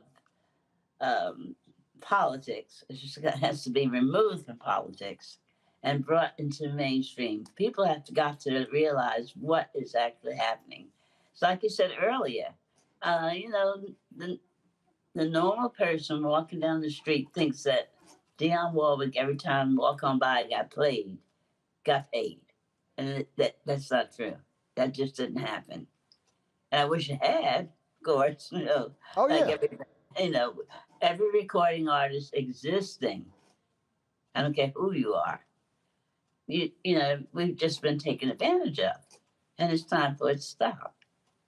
Well, there have certainly been efforts to deal with that. We've had the lawsuits. We've seen just how unbelievably crazy these recording contracts were, how artists got screwed out of royalties, how they got screwed out of publishing. I mean, we can just go down the line. And so you know, this bill here deals with that as well. And so we certainly going to make a few calls as well to find out where this stands in Congress and where some CBC folks stand as well, because it'll be very interesting to see a lot of folks who love to have folks like you perform at their CBC galas or their benefits. And it's great. Oh, we love, come on, we love hearing Dionne sing. But as you say, Dionne want to get paid. Exactly. You know, I think Janet Jackson said it succinctly, what have you done for me lately? You know, I mean, it's truly that. It really is. You know, they call on us to do everything in the world, and we show up to do it because we believe in what their causes are. However, they've got to start reciprocating. They really do. They have to stand behind us and beside us. Absolutely. Well, Dionne, you're welcome on this show anytime. All you got to do is just give us a holler. If you want to come on, just we make it possible. See, that's also what happens when you own your shit. You don't have to ask somebody else's opinion. Can we make this happen? So you're welcome on Roland Martin Unfiltered anytime. Thank you, my darling. I appreciate you, and I appreciate your show. I appreciate it. It's always good to see you. We'll chat soon. Thank you, darling. Take care. You take care. I love you, too. All right, love you. Let's love you. bring in my panel here, Ben, Teresa, and Mustafa. I mean, this is the business of the business. I talk about this all the time. You better understand the business of the business, Ben. And when people who haven't read these books and when they don't understand how a lot of these artists that we love and adore, and all of a sudden they get older. That's why you got some artists out there who are 70 and 75 and 80 and 85 still touring because they got no choice. Ben? Over it pretty extensively, the amount that these contracts actually take from these artists. It's a dog-eat-dog world in that industry. And I do want to say as an aside, I have been able to witness Sister Dionne Warwick's taking names on Twitter, and it is a fabulous thing to behold, and to just be on a panel after her is fascinating, and it's a blessing. But the artists have been taken advantage of in this industry for a very, very long time. I'm disappointed to hear what she said in terms of the younger artists not actively participating in it. Maybe they have enough control over their royalties and their distribution. They have an ideal situation. But my guess is that there are a lot of artists who are still vulnerable to the record industry as well as the radio industry, and they really need to rally behind this effort. It's not surprising, Teresa, because I use the example of the NFL. If you're a current guy, you don't understand what in the hell those veterans went through. That ain't your thing. And you're like, you know, why do I need to put my stuff on the line for you when the economics of the game has changed? The reality now is artists have been able to build their own following. They aren't beholden to the record label. They've got their social media. They can go directly to them. They can sell merchandise directly to them. It's a whole different world. And so what Dionne Warwick is saying right there is that, hey, there are thousands of singers who this could impact their estates and their children and their children's children, because classic music is timeless. I talk about music all the time, and I mean, to this day, we still are jamming songs in the key of life, which Stevie Wonder put out then 40 years ago. We're still talking about Marvin Gaye and what's going on. We're still jamming Count Basie and Duke Ellington, and we're still jamming the Temptations and the Motown sound and Aretha. We still are rocking the songs that are 50, 60 years old, and the reality is 50 years from now, at a family reunion, they're going to be jamming Earth, Wind, and Fire. They're going to be jamming Frankie Beverly and Maze and so many artists. But the reality is, when that music is being played on radio stations, if this law does not get passed, the songwriters, they get paid, not the artists who made those songs what they are. And that's why everyone needs to advocate together, knowing that, again, these type of music wasn't meant for one generation. It was meant for generations to come. I can't not think about the July 4th and how many cookouts and block parties I went to, and you heard classic music. You heard radio stations playing it on the dial. And so to hear that there is a lack of dispersion of funds going to the artists, it's really just, paramount, because there has been so much, I think, update in the media sense, as in we have Sirius Satellite, we have HD2 as another network, we have HD3, but there is still, I think, that realness of component of just going to your local radio dial and knowing that classical music, classic R&B, classic love songs, i.e. the baby making music that they used to say, is still relevant to today. And so they should be compensated as such. And look, Mustafa, if you're Kathy Hughes or at Radio 1 and Alfred Liggins, if you're iHeartRadio, if you're Cumulus, if you're any of these other smaller radio companies, I mean, you don't want your bottom line impacted. And so, what they've said is we shouldn't be paying. We're providing a free marketing service to them. The record labels should be paying it as well. And so, but whereas where Dionne is going, hey, your business, you're building a business off of basically free product. If we're going to be family, then let's be family. We often call out when those who are not a part of the African American community are doing the wrong thing and want them to be held accountable. We got to do the same thing. And hopefully we don't have to, we can come together with solutions. When I was working for John Conyers, which I'll always be thankful for, I remember he introduced HR 848, which was actually looking at a piece of this and trying to make sure that the artists were going to be fairly compensated on the copyright side of this issue. So this is a long-standing set of challenges that we could actually rectify. We just got to be willing to actually do the right thing. We should be taking care of those folks who actually, no pun intended, were the soundtrack of people's lives for a long, long time.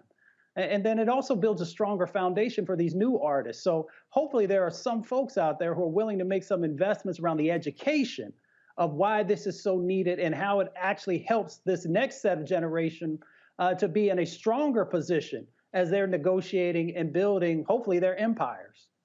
All right, folks, let's talk about this story that came down today. Nikole Hannah-Jones is rejecting the University of North Carolina's controversial tenure offer in exchange for another opportunity. Of course, she is a journalist with the New York Times, created the 1619 Project, which won the Pulitzer Prize.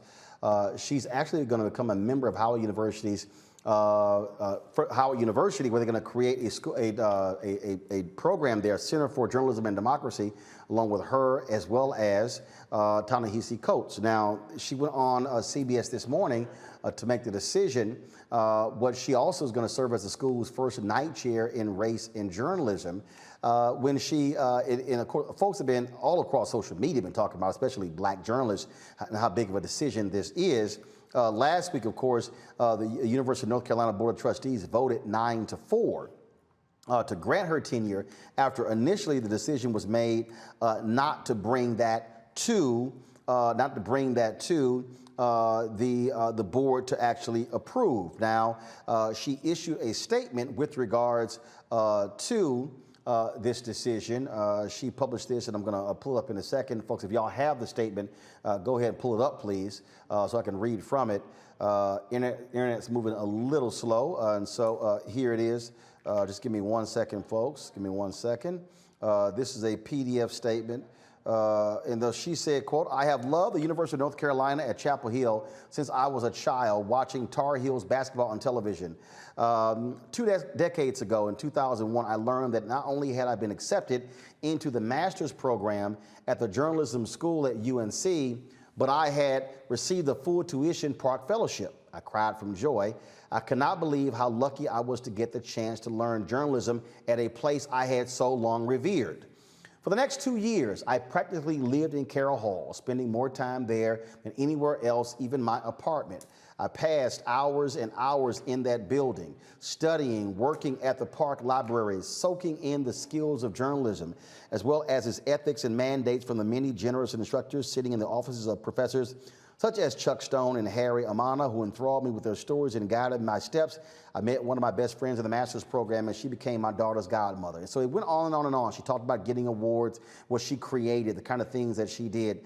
Then she also said this here. She talked about what went through and when she was granted tenure and the problems that took place and all of the impact. And one of the things that she said in this statement, even at noting the people who have lobbied for her, and again, it's a very long statement, and she said, these last few weeks have been very dark. To be treated so shabbily by my alma mater, by a university that has given me so much and which I only sought to give back to, has been deeply painful. Then she laid out some other stuff in here, but then she said, I cannot imagine working at and advancing a school named for a man who lobbied against me, who used his wealth to influence the hires and ideology of the journalism school, who ignored my 20 years of journalism experience, all of my credentials, all of my work, because he believed that a project that centered Black Americans equaled the denigration of white Americans. Nor can I work at an institution whose leadership permitted this conduct and has done nothing to disavow it. How could I believe I'd be able to exert academic freedom with the school's largest donor so willing to disparage me publicly and attempt to pull the strings behind the scenes? Why would I want to teach at a university whose top leadership chose to remain silent, to refuse transparency, to fail to publicly advocate that I be treated like every other night chair before me? Or for a university overseen by a board that would so callously put politics over what is best for the university that we all love? These times demand courage, and those who have held the most power in this situation have exhibited the least of it. And the statement goes on and on and on here. The thing here, Ben, again, if you go read the statement, it's a very, very long statement that she actually released here.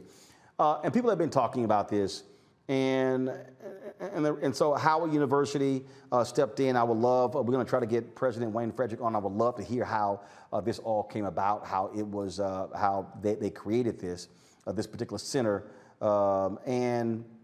But the thing that we also are looking at is she and Ta-Nehisi, she made the decision to spurn the University of North Carolina to go to Howard University. I've heard people today say Howard should have been the first choice as opposed to UNC. I've heard others say that there were a lot of people who protested about her getting tenure. Some people turned down jobs, some resigned. And some people have said that she should have gone to UNC and fought to change the system because others stood up for her to actually get tenure. Your assessment of this whole debacle that has unfolded. Sister Nikole Hannah-Jones, she's absolutely doing what what is in the best interest for her, and I applaud it. I think we are better for it. I am excited to see that team go over to Howard University, and it really is a bold statement to let a lot of these institutions know that we're doing you a favor by lending you our Blackness. You know, Sister Jones was doing you a favor by lending that Black magic, that Black woman magic that she does in journalism, the professionalism and the countless hours that she put in to develop and hone her craft. And if you're going to dismiss her, the totality of her work because of your insecurity around around racism, then it's your loss. And I think that's what she stated today. And I think as a nation, as a Black people in general, us collectively, I think we should make that statement on a regular basis, because there are plenty of institutions that not only cherish our work, but will promote it without any inhibition or fear of white supremacy. Teresa, this was the tweet that Howard University sent out today with this announcement. Howard University announces Nikole Hannah-Jones and Ta-Nehisi Coates will join the Howard University faculty to help educate the next generation of Black journalists. This was, of course, her speaking this morning, because she gave the television exclusive of this to CBS and Gayle King. Listen. What did you do? We just heard the vote was 9-4, offering you the tenure. What have you decided? Well, I've decided to decline the offer of tenure. I will not be teaching on the faculty of the University of North Carolina at Chapel Hill. It's a very difficult decision, not a decision I wanted to make. And instead, I'm going to be the inaugural night chair in race and journalism at Howard University. So many things to unpack there. First, let's start with you declining the offer. The vote was 9-4, clearly in your favor. There are some people that could say, you said you wouldn't take the job without being offered tenure. They offered you the tenure, and you're still saying, thanks, but no. Absolutely. Because? Well, because look what it took to get tenure. So this was a position that since the 1980s came with tenure. The night chairs are designed for professional journalists who have been working in the field to come into academia. And every other chair before me, who also happened to be white, received that position with tenure.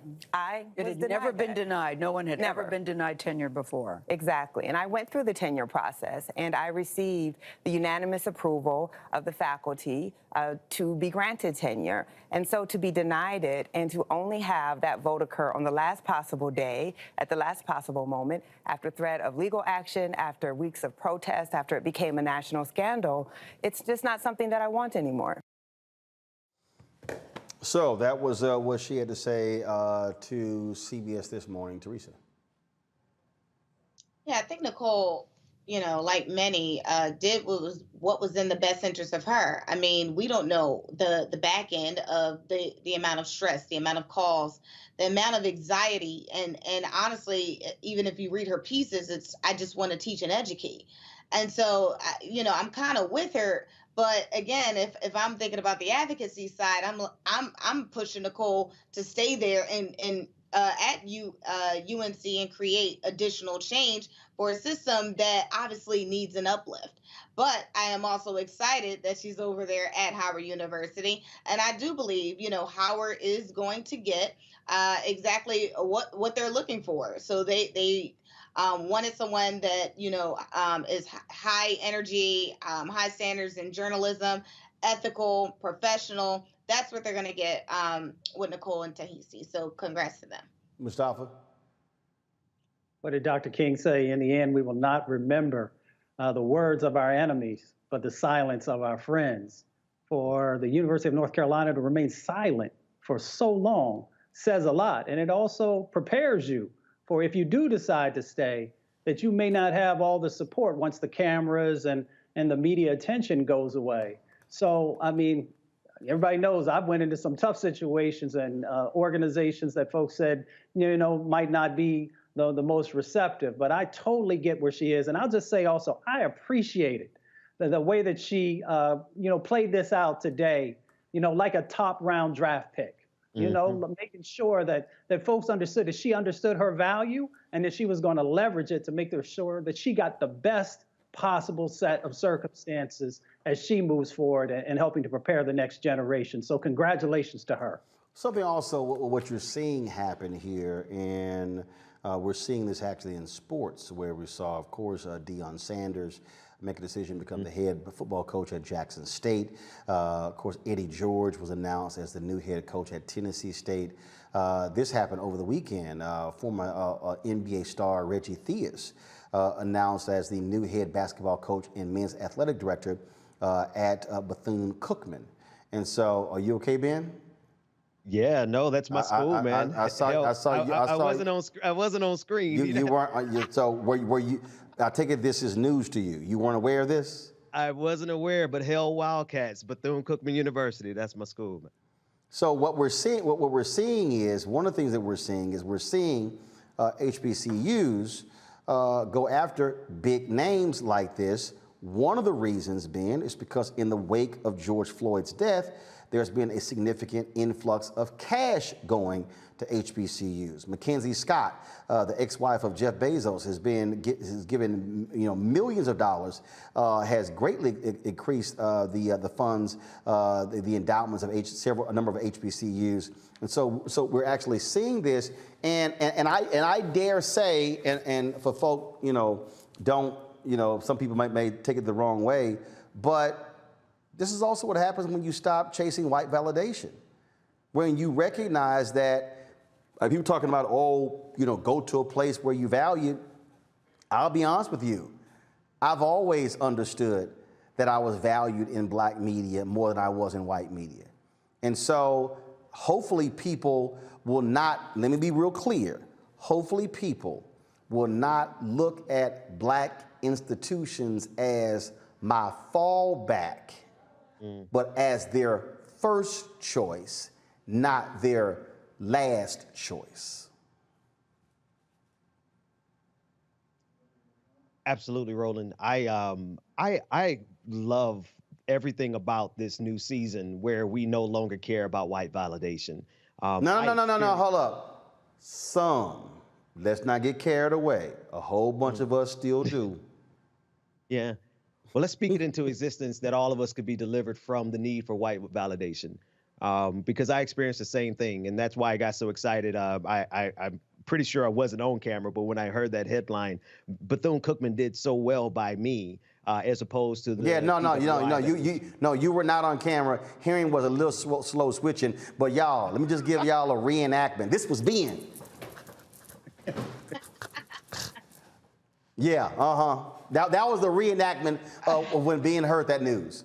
So Henry, next time, switch faster so we can show Ben acting a fool on camera.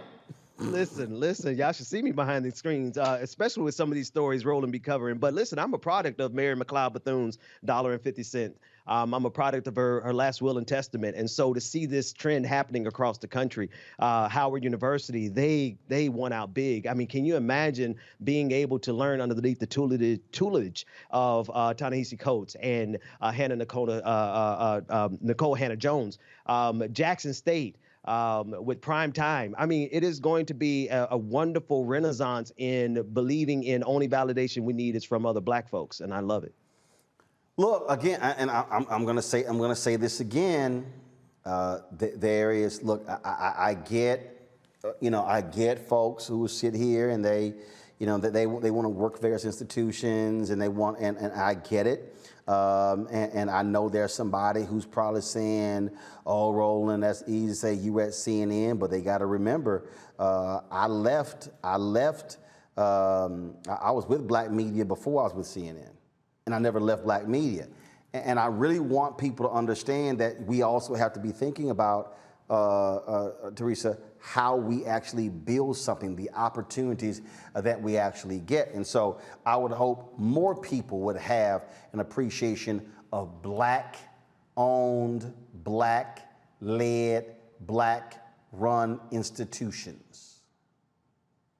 Absolutely. I mean, I remember years ago, as I was making a decision, going to an HBCU school, starting out, or going to a traditional college. I started out at a HBCU school, and then, I transferred to a traditional, but the important part was the decision was going to an HBCU school because I was looking for culture. I was looking for, more background on Black excellence. I wanted to know more. So I think there's a whole narrative that you can get at an HBCU school where you don't really have to have so many racial inequity conversations that you would at a traditional school that's just trying to figure out our blackness. At a HBCU school, students say, there's been studies that say they feel comfortable, they feel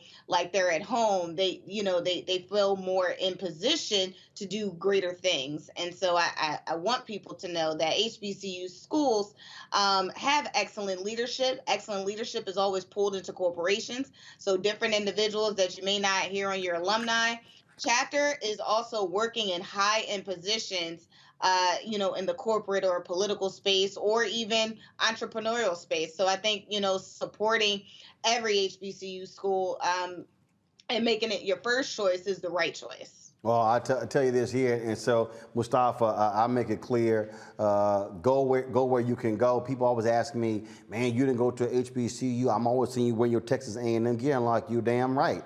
My brother went there, I went there, my sister went there. Hell, my parents didn't have the money for all three of us to go to school, so we went where the money was. And so if a HBCU had offered me a scholarship, TSU was right across the street, They didn't even recruit me, and I was the best student in my high school in terms of school communications. But what I tell people, it don't matter if you didn't go to HBCU, you can still support black institutions, which is one of the reasons why I'll be a scholar in residence at Fisk University this fall.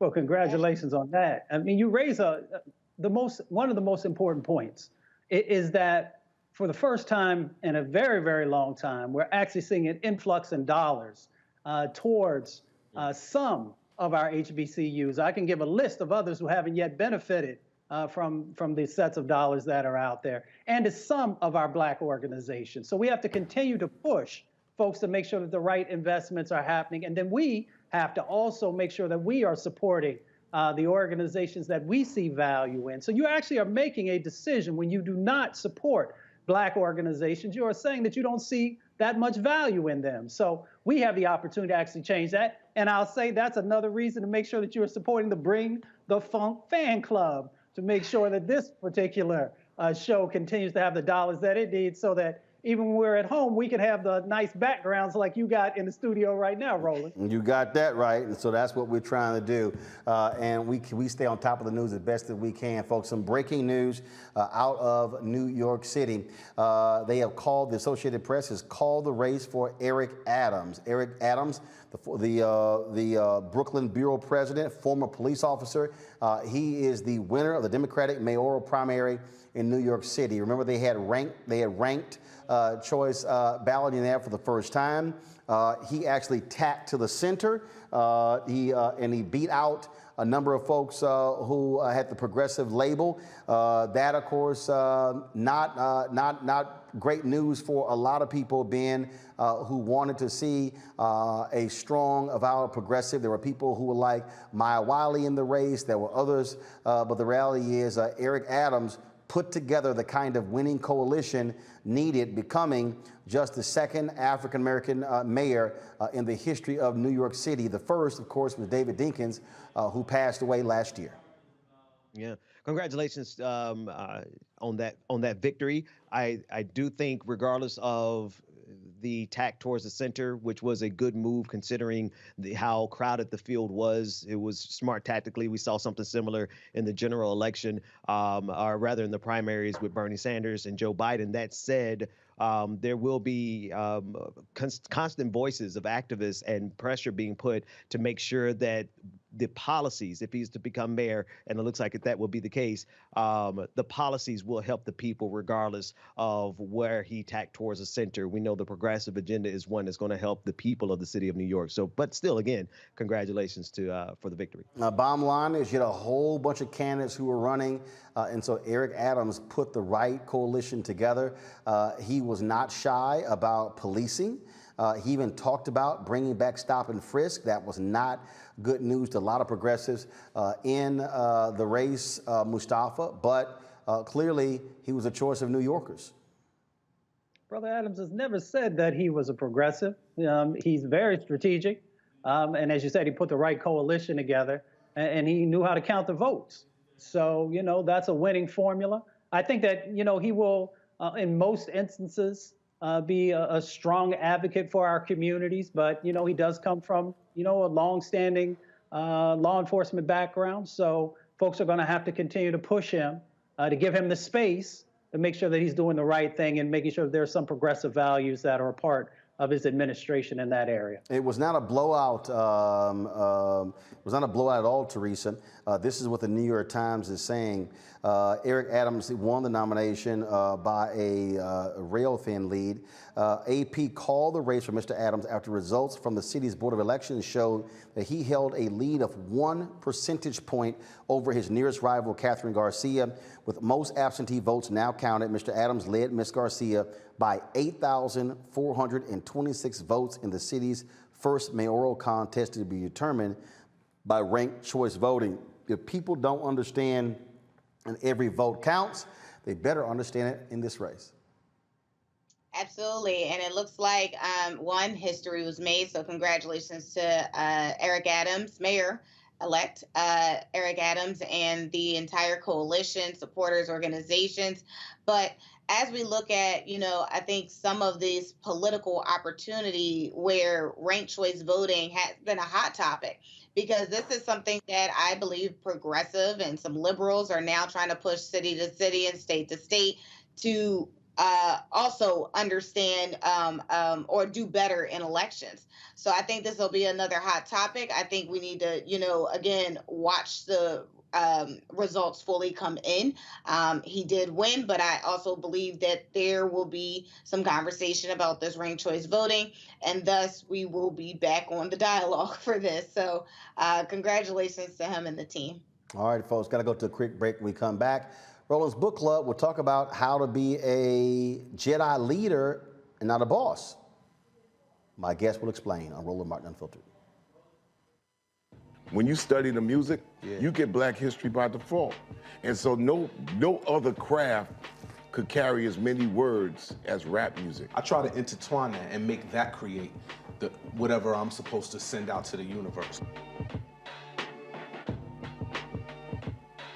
A rapper, for the longest period of time has gone through phases. I love the word. I hate what it's become, and to this generation, the way they visualize it. Its narrative kind of like has gotten away and spun away from, I guess, the ascension of Black people.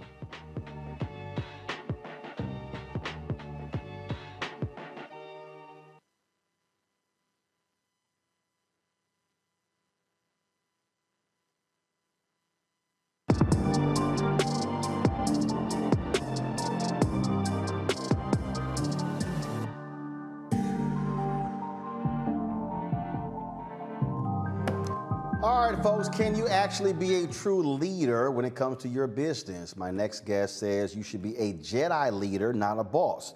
Leadership in the era of corporate social justice, equity, diversity, and inclusion. Omar Harris joins us. So, Omar, what does it actually mean to be a Jedi leader, not a boss? What's the difference? It means to basically lean into the practices of justice, equity, diversity, and inclusion is how you achieve the outcomes of more value from more stakeholders. Bosses are far more ego-driven, and a lot of the toxicity and injustices and inequities we see in corporations today emanates from that boss archetype.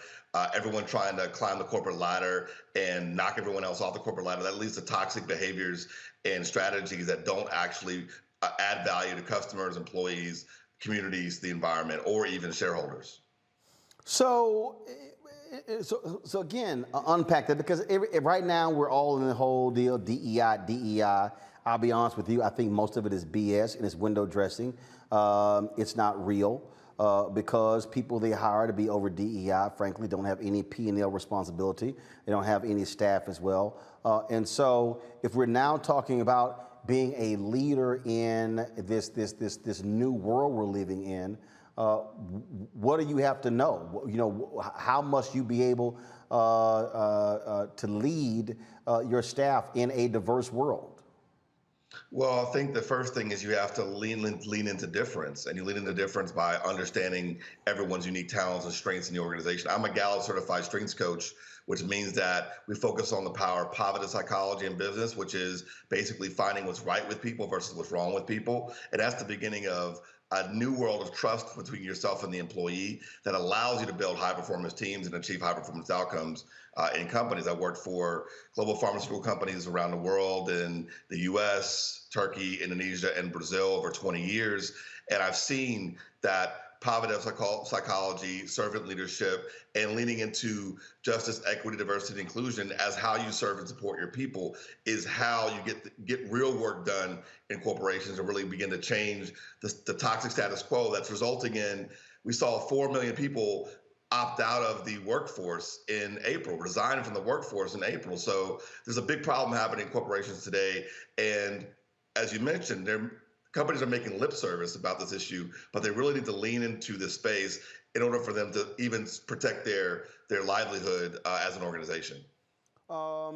Look, you really don't have, the only training that to be a boss really is you being in other sort of positions. There are a lot of people today who, they want to be a boss, but a lot of people don't understand what that means to be a boss. Yeah, I mean, I think bossing, first of all, and I talk about this in the book, do you know the word boss comes from the Dutch word base, which is actually a Dutch slave word for master? And so boss fundamentally has a white supremacist root.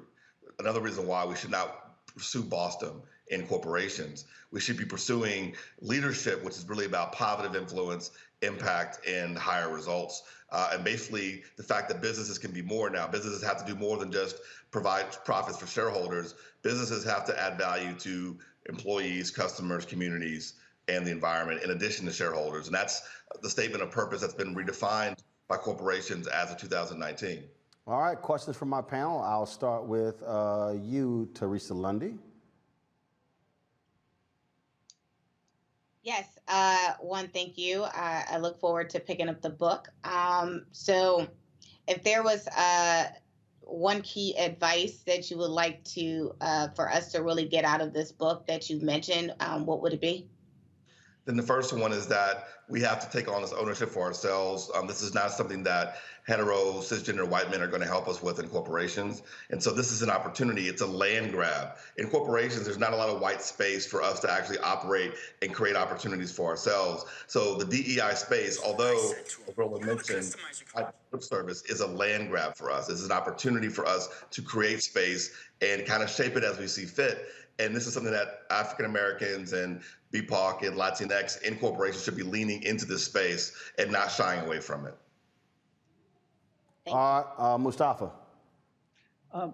First of all, thank you so much for the work that you're doing.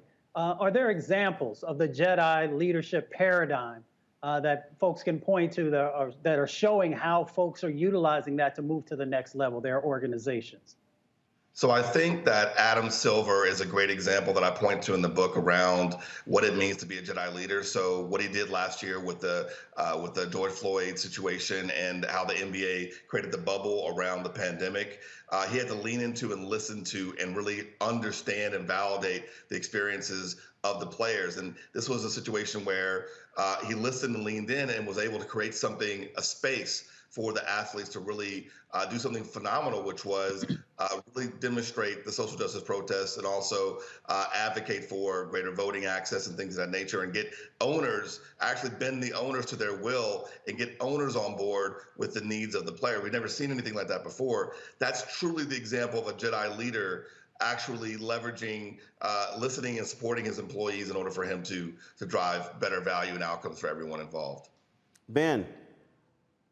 I've had the privilege of working in some environments that I think would match what you're describing in terms of like the Jedi versus the boss concept. But I'm curious, what kind of pushback are you getting from corporate America? Because there's so much time that has been spent, entertainment, movies, books, about this aggressive nature of being a boss. Are you getting any pushback from people who cherish that paradigm?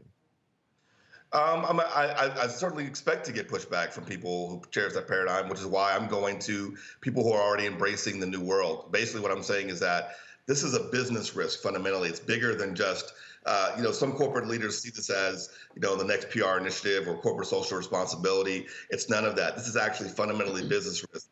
Companies since 2012 that have not leaned into this space have lost over $64 billion a year in terms of lawsuits and things of that nature being taken out of their companies. Market capitalizations are being reduced from CEOs being caught with bad behavior. So this is business risk. And when you tee it up as business risk for CEOs, they begin to lean into the space and say, okay, so we want to mitigate and anticipate and remove this out of our system so that we don't have to pay the price in terms of shareholder value later on. So that's an argument that I've been making that's actually giving a lot of headway in a lot of corporations. All right, y'all, the book is called Be a Jedi Leader, Not a Boss, Leadership in the Era of Corporate Social Justice, Equity, Diversity, and Inclusion by Omar L. Harris. Omar, we appreciate it. Thanks a lot. Thank you very much. Appreciate you. All right, folks, if y'all want to support what we do here at Roland Martin Unfiltered, please do so. As Mustafa said, by joining our Bring the Funk fan club. Every dollar you give goes to support this show and the work that we are doing here. We got some great things for you. I can't wait to show you our new space. We have literally just moved in. Our first day was Thursday, and so we're still putting stuff up. And so I've teased. Okay, so I'm just going to give y'all this one tease. Okay, so Henry, take it wide. So this is just, but this is Literally, I just want y'all to understand, this is just 10% what you're seeing. It's not even close to what we're actually going to show. And so I can't wait to show y'all everything here. But we've got some amazing stuff lined up for you. So trust me, y'all want to support us. Again, go to Cash App, $RM Unfiltered, Venmo.com/RM Unfiltered, PayPal.me/R Martin Unfiltered. Zelle is Roland at RolandSMartin.com, Roland at RolandMartinUnfiltered.com. And again, what we're asking for, $50 from each one of our fans. That's $4.19 a month. 13 cents a day, $50 for the year. If you want to give more, you can do so. If you want to give less, look, we understand. We accept every dollar. Let me give a shout out. There were some people, of course, who sent some checks in. And one of them sent a really big check in. So let me see if I can, okay, I'm trying to find the name. I know I sent today. Oh, so shout out to Yvonne Butts, Cheryl Taylor Earl, Randall Proctor, Shirley Majors, Dwayne Baker Jr., Sybil Brown. Sybil, that was a big check you sent. I appreciate it, Sybil. John Shelton, Charles Chambers Jr., Cheryl Dugan, Lisa Jenkins, Kenneth Lee, and so we certainly appreciate y'all's support. Everybody who gives $50 or more, y'all get a personal shout out from me on the show, and so that's how we do it. And of course, every Friday we list all of our fan club members, and we scroll all of their names, and we make them available on our website as well. All right, folks, that's it for me. I'll see you guys tomorrow right here on Roland Martin Unfiltered, where we'll be talking to Transportation Secretary Pete Buttigieg. Labor Secretary today, Transportation tomorrow, right here on Roland Martin Unfiltered, where we keep it real, keep it black, and we ain't got to ask anybody for permission to do what we do.